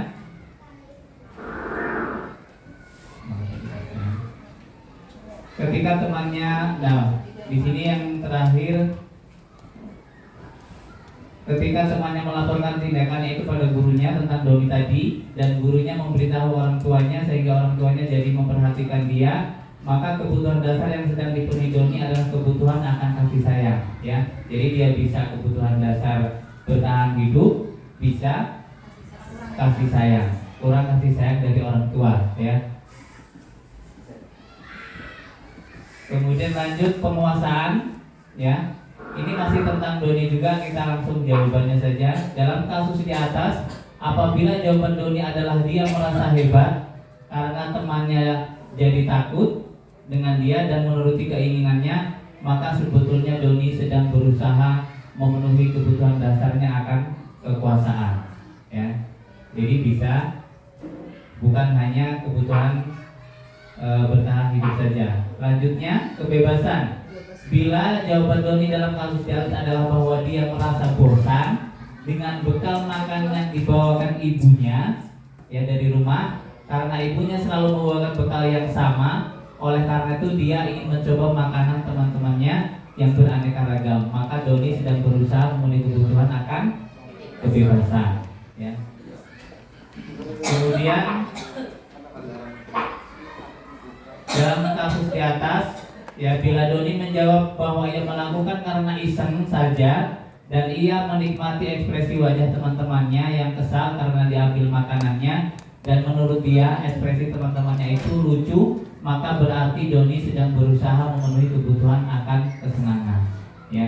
Jadi dari peristiwa tadi si doni meminta makanan temannya, ya, berarti dia bukan hanya memenuhi kebutuhan dasarnya saja, dia bisa kelimanya tadi, ya. Kita lanjut saja ke materi berikutnya, pembelajaran kelima, yaitu 5 posisi kontrol, ya. 5 posisi kontrol. Pertanyaan yang pertama, Sisa dan Hana dipanggil masuk ke ruangan Ibu Wati, kepala sekolah SD Negeri 1 Baru Rejawali. Ibu Wati baru saja mendapatkan pengaduan dari Ibu dan Tisa bahwa Hana menggunakan kata-kata kasar dan merendah-rendahkan Tisa di sosial media. Kemudian pertanyaan berikutnya, Anto jarang sekali hadir di pembelajaran jarak jauh dan pada saat hadir pun Anto seringkali menggunakan kata-kata kasar di kolom chat, mengejek teman-temannya. Hal ini sudah sangat mengganggu dan beberapa orang tua murid yang mengikuti pembelajaran daring mengeluhkan tentang perilaku Anto di pembelajaran jarak jauh, ya. Pertanyaan ini kita simpan dulu. Kemudian pertanyaannya, bila Anda adalah seorang kepala sekolah, nggak apa-apa, memang kayak bila Anda adalah seorang kepala sekolah, penerapan disiplin apakah yang akan Anda lakukan untuk kasus Hana dan kasus Anto tadi, dan mengapa alasannya, ya. Kemudian lanjut, posisi kontrol seorang guru, ya. Pertama ada penghukum, ya, tadi sudah disampaikan dicuplik. Kemudian pembuat merasa bersalah, kemudian pemantau, kemudian sebagai teman, yang terakhir manajer. Dari kelima posisi kontrol ini, mana yang sering kita lakukan, Bapak Ibu? Penghukum. Ya, kita lanjut lagi nanti berikut. Penghukum, seorang penghukum bisa menggunakan hukuman fisik ataupun verbal, ya. Contoh kalimat-kalimatnya, ya, patuhi saya, patuhi aturan saya, atau awas, ya. Lanjut, kamu selalu saja salah, misalkan. Selalu pasti selalu terakhir selesai, ya. Ini kalimat-kalimat atau kata-kata yang sering menghukum kepada siswa, ya. Guru seperti ini senantiasa percaya hanya ada satu cara agar pembelajaran bisa berhasil, yaitu dengan cara dia, yaitu dengan cara gurunya, ya. Lanjut, kemudian pembuat merasa bersalah, ya. Pada posisi ini biasanya guru akan bersuara lembut, ya. Ibu, contohnya ibu sangat kecewa sekali dengan kamu, misalkan, ya. Berapa kali Bapak harus memberitahu kamu, ya. Kemudian gimana coba kalau orang tua kamu tahu kamu berbuat begini, ya. Ini membuat kalimat bersalah. Artinya anak itu ketika diucapkan ini dibuatnya merasa bersalah. Di posisi ini murid akan memiliki penilaian dari diri yang buruk, ya. Memiliki penilaian diri yang buruk tentang diri mereka, murid merasa tidak berharga, ya, dan telah mengecewakan orang-orang yang disayanginya, ya. Jadi anggapan dia apa yang kita lakukan sudah mengecewakan orang tuanya, sudah dianggap sudah mengecewakan gurunya, mengecewakan yang ada di sekitarnya lah ya. Kemudian terakhir nomor 3, teman. Guru pada posisi ini tidak akan menyakiti murid ya, karena dia teman ya. Namun akan tetap berupaya mengontrol murid melalui persuasi. Posisi teman pada guru bisa negatif ataupun negatif ya. Positifnya di sini berupa hubungan baik yang terjalin antara guru dan murid. Guru di posisi teman menggunakan hubungan baik dan humor untuk mempengaruhi seseorang. Contohnya kalimatnya, pertanyaan apa yang diucapkan oleh guru, ayo bantulah demi bapak ya, agar bapak nggak dimarahin kepala sekolah. Kalau kamu terlambat terus, apa yang bapak harus ucapkan kepada kepala sekolah, misalnya seperti itu ya. Ayo ingat tidak bantu bapak selama ini. Kemudian ya sudah, kali ini tidak apa-apa, nanti ibu bantu bereskan. Ini ucapan kita sebagai teman ya. Kemudian hal negatif dari posisi teman adalah bila sesuatu saat guru tersebut tidak membantu, maka murid akan kecewa dan berkata, saya pikir bapak ibu teman saya ya. Artinya jangan beranggapan jangan sampai, artinya posisi kontrol teman juga tidak baik dilakukan terhadap siswa, apalagi menghukum, membuat bersalah, dan teman artinya tidak baik. Selanjutnya pemantau ya. Artinya memantau berarti guru ini selalu mengawasi. Ya, tidak mungkin kita sebagai seorang guru akan selalu mengawasi banyak siswa. Ya, ini juga kurang tepat. Ya. Sering ditanya mungkin peraturannya apa yang akan kamu lakukan, sanksi atau konsekuensi apa. Ya, seorang pemantau sangat mengandalkan perhitungan. Artinya kita tidak mungkin akan selalu mengontrol setiap harinya kepada siswa yang berbuat masalah tersebut ya. Lanjut, manajer terakhir. Posisi terakhir adalah manajer, adalah posisi di mana guru berbuat sesuatu bersama dengan murid ya. Inilah yang diharapkan ya, kontrol yang terbaik ya, untuk menyelesaikan masalah, yaitu dengan posisi sebagai manajer. Ini yang terbaik ya. Nah, yang sering diucapkan apa yang kita yakini tadi ya, apa yang sudah kita yakini tadi yang sudah dibuat. Makanya setelah ini diharapkan Bapak Ibu Dewan Guru membuat suatu keyakinan kelas, bukan peraturan kelas, tapi keyakinan kelas ya. Apa yang sudah kita yakini ya. Kemudian apakah kamu meyakininya ya. Jika kamu meyakininya, apa yang akan kamu apakah kamu bersedia memperbaikinya, artinya membantu menyelesaikan masalah ataupun mencari solusi. Artinya siswa tersebut mencari solusinya sendiri, kita bantu dengan pertanyaan-pertanyaan seperti ini. Jika kamu memperbaiki hal ini menunjukkan tentang apa, tentang diri, apakah tentang kesabaran dan sebagainya ya. Nanti kita lihat videonya. Kemudian apa rencana kamu untuk memperbaiki hal ini ya, kita lihat videonya di slide apa itu.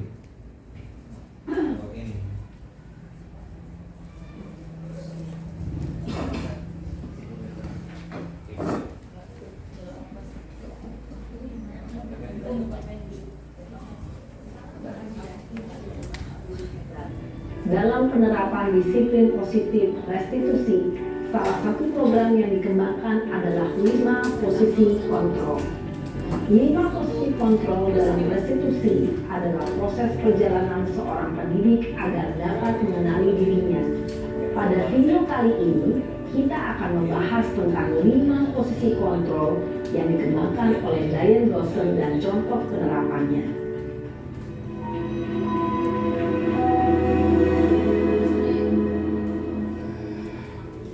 5 posisi kontrol itu adalah 1. Posisi penghukum, 2. Posisi pembuat merasa bersalah, 3.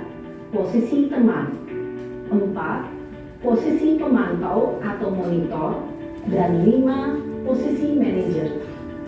Untuk lebih memahami kelima posisi tersebut, mari kita saksikan kasus Naren yang terlambat hadir 20 menit di sekolah dan melihat bagaimana kelima posisi kontrol dalam menghadapi masalah tersebut.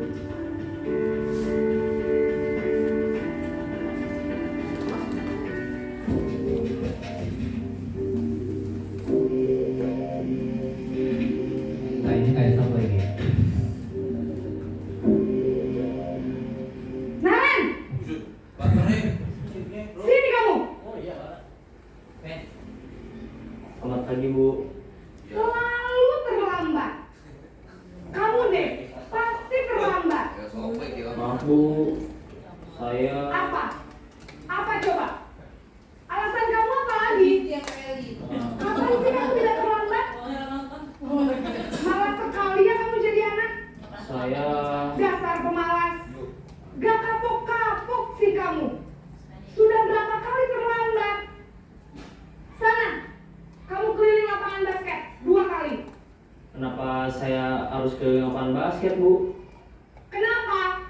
Kamu melawan ibu? Berani-beraninya jawab. Sudah terlambat, masih berani jawab pula. Sekarang, keliling lapangan basket 5 kali sekalian. Biar kapok. Cepat. Pergi sana ke lapangan basket. Posisi penghukum biasanya berbicara dengan nada tinggi, menghardik, menunjuk-nunjuk, menyakiti, dan menyindir. Hukuman bisa berupa fisik maupun psikis. Ibu dan bapak guru hebat. Dampak yang terjadi pada murid ketika guru berada pada posisi penghukum adalah murid cenderung akan memberontak, bahkan menyimpan dendam.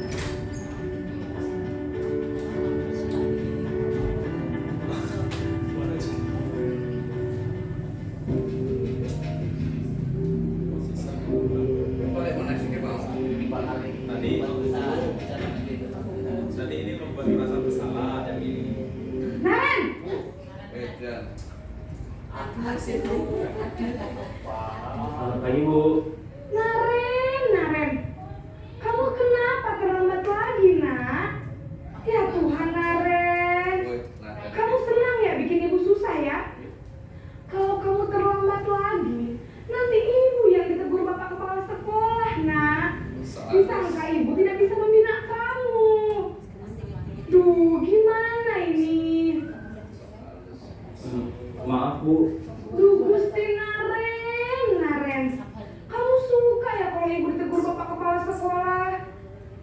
Terus, sekarang ibu harus tulis apa yang di buku absen? Ini kamu sudah sering terlambat loh. Ibu harus apa coba? Maaf Bu. Maaf sekali. Ya sudah, lain kali jangan bikin ibu susah lagi ya nak ya. Ibu tidak akan kuat lagi kalau kamu begini terus. Bisa jantungan kalau ibu ditegur bapak kepala sekolah. Sekarang cepat kelas. Maaf ya Bu. Maaf sekali. Posisi pembuat rasa bersalah berbicara dengan nada tenang, cenderung lembut. Namun kata-kata yang diutarakan membuat murid merasa menjadi orang yang gagal, memandang buruk dirinya sendiri, merasa tidak berharga, dan tidak sanggup membahagiakan orang lain. Ketika guru mengambil posisi pembuat rasa bersalah, murid akan menganggap dirinya yang bersalah dan ia akan menyimpan emosi negatif tersebut di dalam dirinya.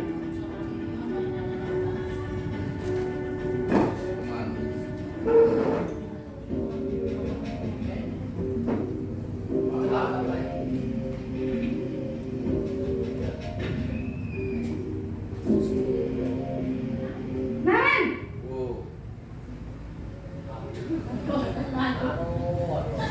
Pagi Bu. Wah, sudah jam berapa ini nak? Terlambat lagi ya sayang. Iya Bu. Habis ibu saya lupa bangunkan saya Bu. Kamu malah menyalahkan ibu kamu. Kamu bukannya anak yang larinya paling kencang. Kok terlambat sih? Iya Bu. Saya memang terlambat bangun tadi. Jadi biarpun saya lari kencang, tetap gak kekejar Bu. Ya sudah sana. Nanti lain kali larinya lebih kencang lagi ya. Biar gak terlambat lagi. Bikin seneng ibu. Demi ibu. Bisa kan? Bisa lah Bu. Ya sudah sana masuk kelas. Ibu beresin urusan absen kamu. Kamu ini ada-ada saja. Dalam posisi teman, guru berbicara dengan nada suara ramah, akrab, cenderung bersenda gurau untuk menjaga suasana tetap santai. Murid akan merasa senang, aman, dan akrab dengan guru. Identitas yang tercipta adalah identitas sukses atau berhasil. Namun, Perlu diingat, karena ini masih dorongan eksternal, maka ada faktor ketergantungan dari murid kepada orang tertentu.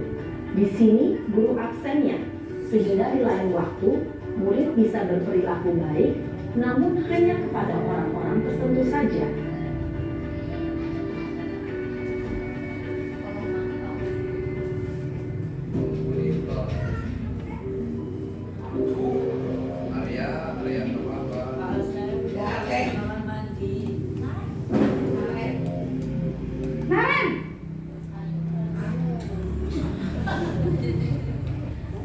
Selamat pagi Bu. Naren, apa peraturan sekolah kita tentang jam berapa kita harus masuk sekolah, nak? Kita harus di sekolah jam 7 Bu. Iya betul, sekarang sudah jam 7.20. Naren sudah tahu konsekuensinya jika terlambat hadir. Paham Bu, saya harus tinggal kelas pas jam istirahat selama 20 menit. Iya benar, konsekuensinya demikian. Jadi nanti jam 9.30 pas istirahat, kamu harus tinggal di kelas, kerjakan tugas tambahan untuk ketertinggalan kamu, ya? Baik Bu. Posisi pemantau mengandalkan penghitungan atau data untuk mengontrol murid. Guru mengarahkan murid berdasarkan peraturan dan konsekuensi. Seorang pemantau menunjukkan bahasa tubuh dan ekspresi wajah yang datar dan cenderung formal.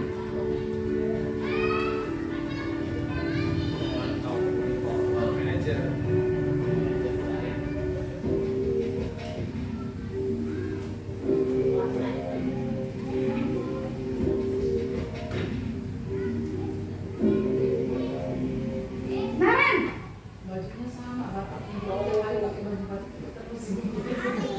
Selamat pagi Bu.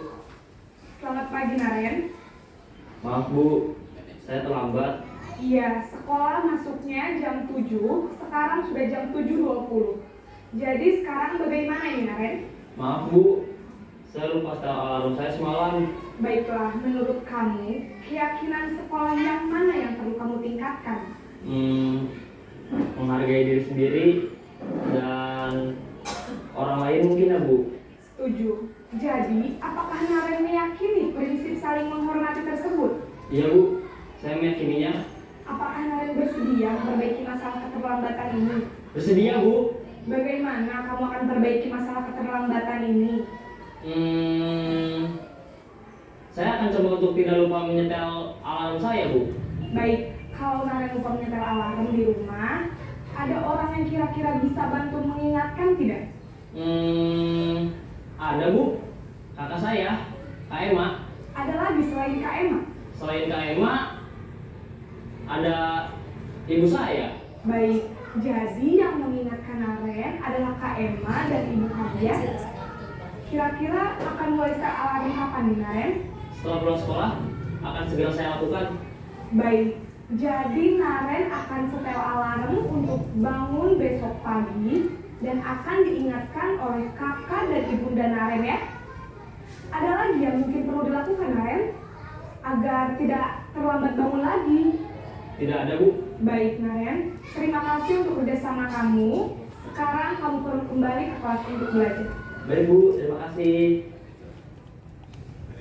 Posisi manajer adalah posisi kontrol yang disarankan untuk membimbing murid memiliki sikap disiplin yang positif, yaitu murid yang mandiri, bertanggung jawab, dan dapat memecahkan masalah. Tujuan dari posisi ini adalah agar murid dapat berefleksi atas tindakannya.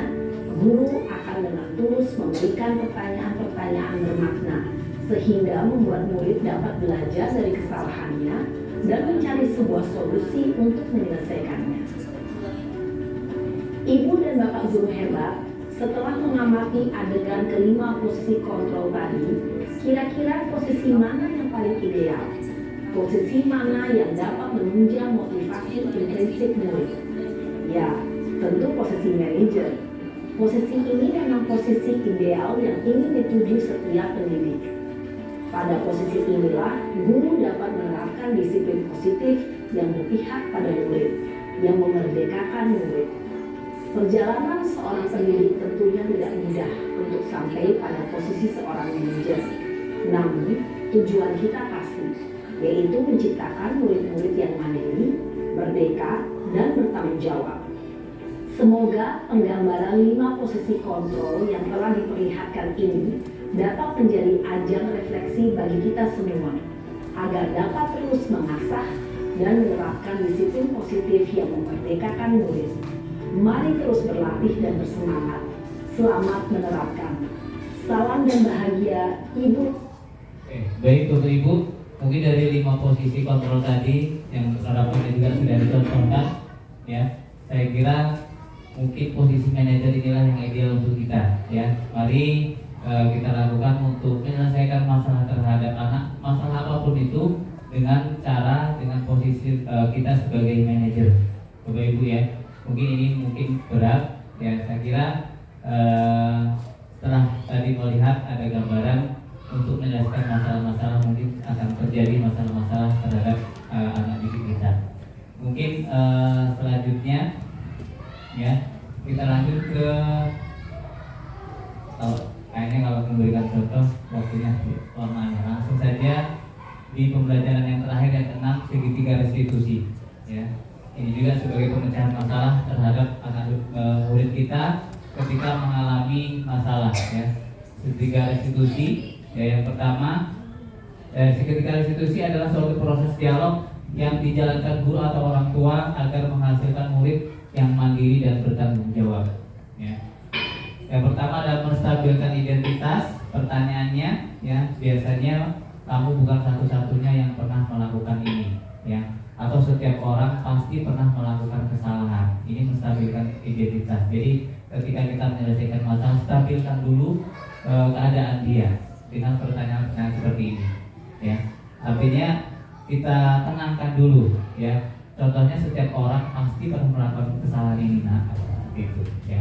Kemudian selanjutnya validasi tindakan yang salah. Ketika anak itu berbuat kesalahan, ya, ajukan pertanyaan, adakah cara yang lebih efektif untuk mendapatkan apa yang kamu butuhkan, ya.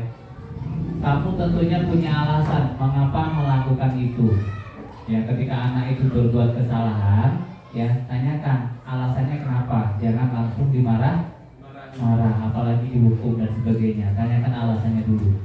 Yang ketiga, menanyakan keyakinan, ya.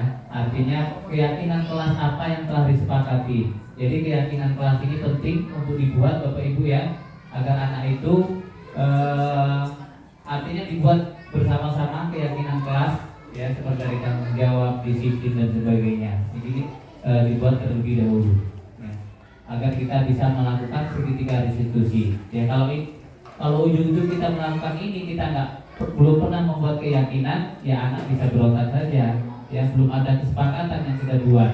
Kenapa kalau Ibu marah dan sebagainya. Kemudian video terakhir, Bapak Fendi, contoh terakhir menyelesaikan suatu masalah, penerapan segitiga restitusi.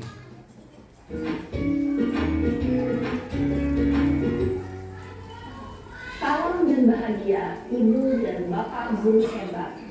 Pada video kali ini kita akan membahas tentang salah satu program disiplin positif yang diterapkan di lingkungan sekolah yang dikenal dengan nama restitusi.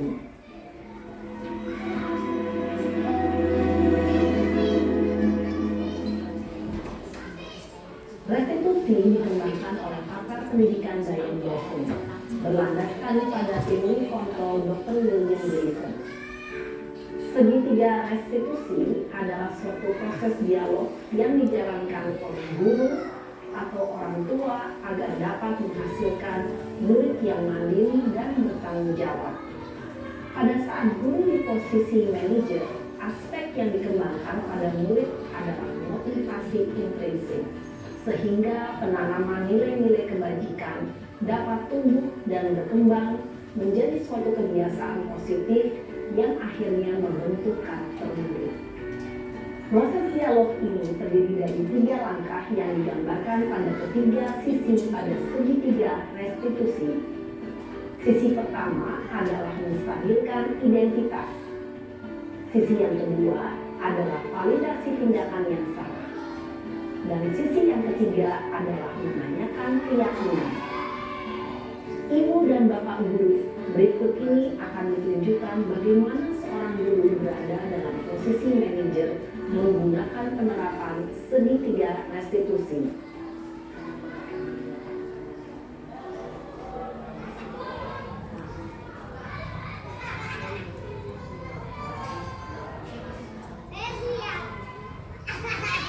Yang cara Iya Pak. sudah lama nggak ketemu Sarah? Kenapa hari ini ada di sini?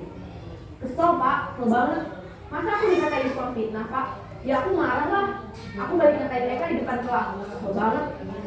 Oh begitu. Ya pasti kamu marah dan kesal.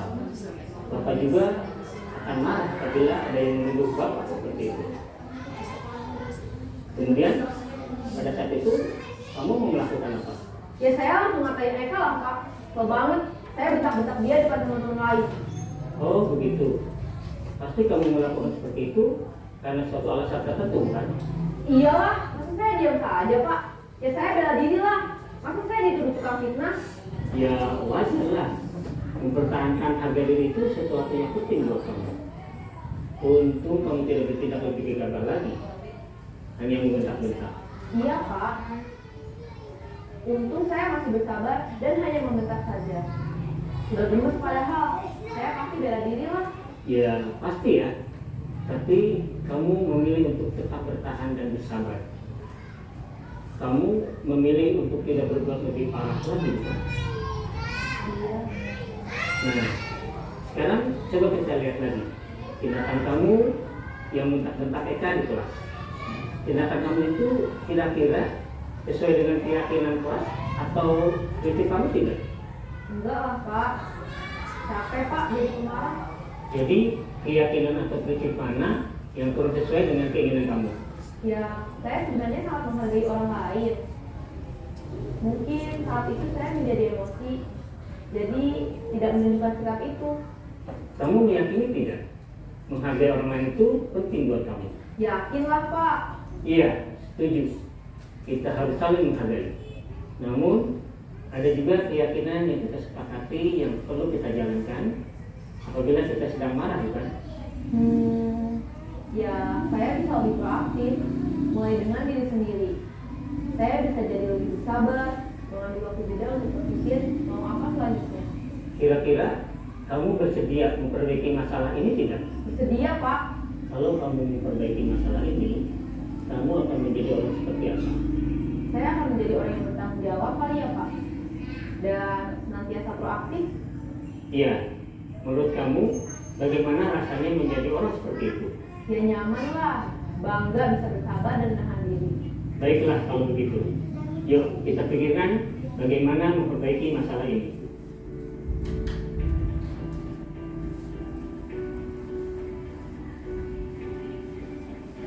Ibu dan Bapak guru hebat. Baru saja kita menyaksikan contoh bagaimana seorang guru berada dalam posisi manajer menggunakan penerapan segitiga restitusi. Mari kita bahas satu persatu.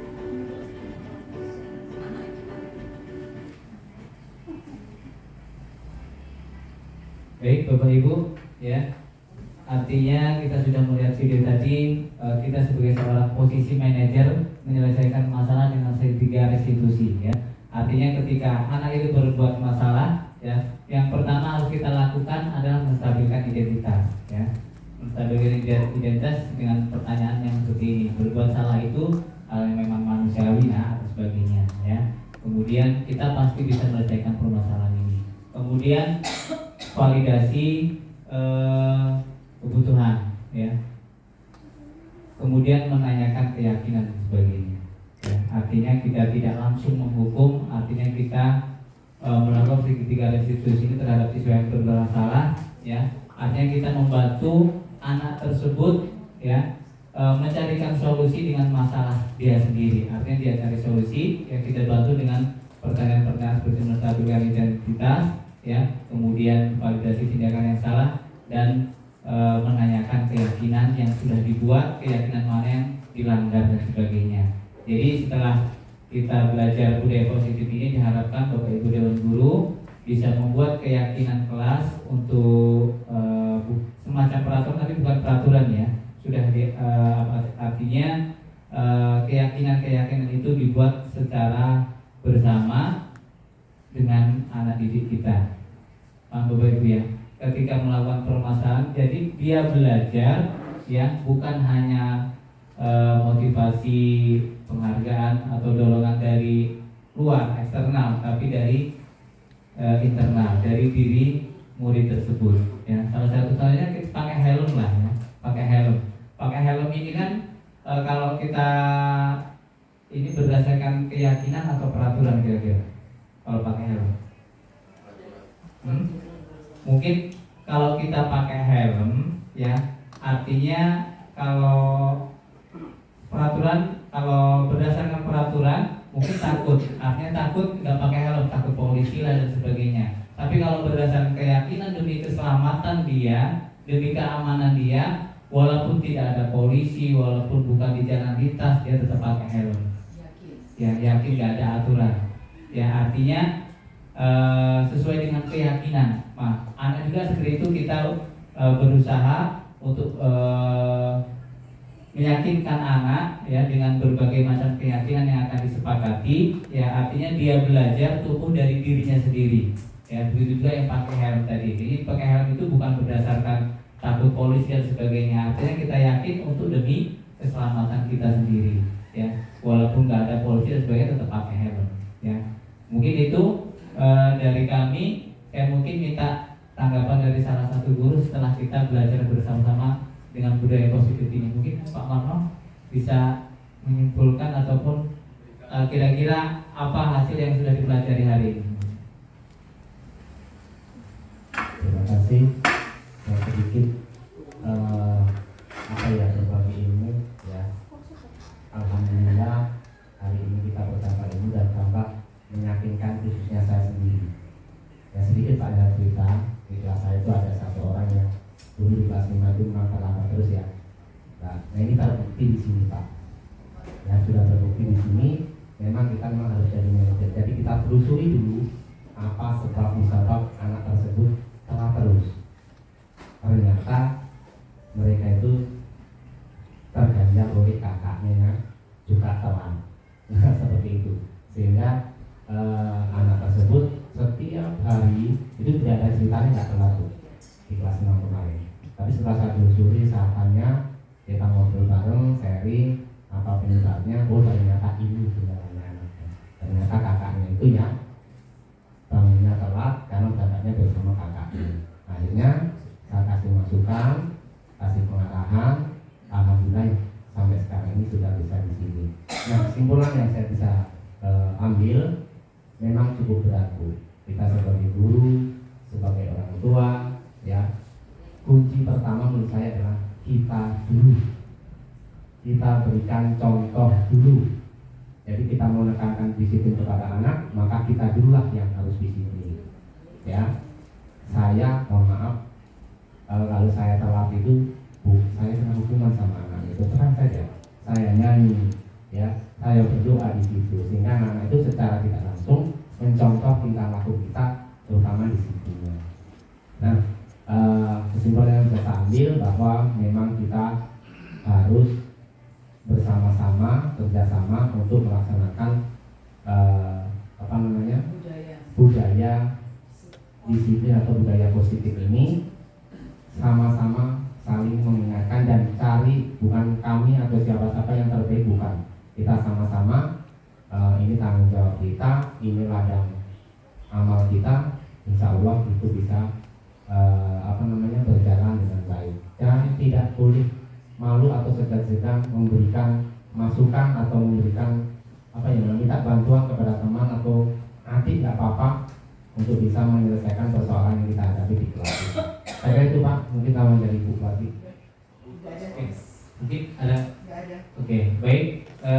Intinya kita berkolaborasi untuk menciptakan budaya positif terhadap anak. Jadi Pak Marno menginginkan untuk munculkan dari diri kita sendiri. Mungkin ke depan kita akan buat keyakinan apa untuk sekolah kita Bapak Raya.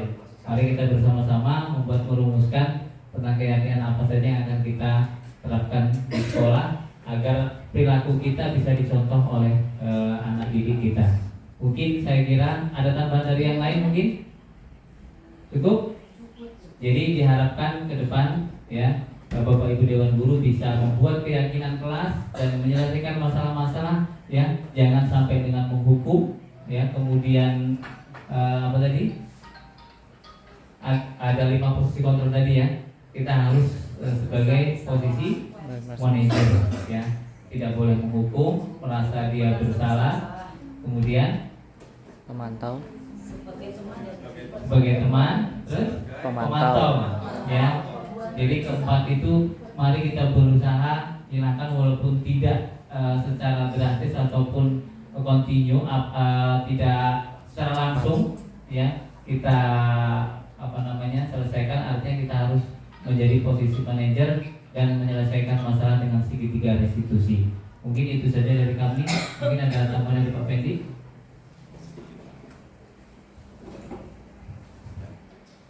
Jadi beberapa inti materi mungkin ya mohon maaf jika memang kami belum bisa menguasainya secara penuh. Namun saya yakin Bapak Ibu sudah bisa mengambil intisari dari apa yang kami sampaikan pada pembahasan budaya positif ini. Saya yakin sudah terbayang di benak Bapak Ibu, merefleksikan diri Bapak Ibu yang pada masa lalu seperti apa perlakuannya dan untuk memperbaikinya di kemudian hari akan seperti apa perlakuannya. Jadi seperti itu saja Bapak Ibu. Terima kasih atas partisipasinya. Kami mohon maaf jika ada kekurangan dan kepada Allah saya mohon ampun. Saya akhiri dalam pembahasan ini. Wassalamualaikum warahmatullahi wabarakatuh. Waalaikumsalam.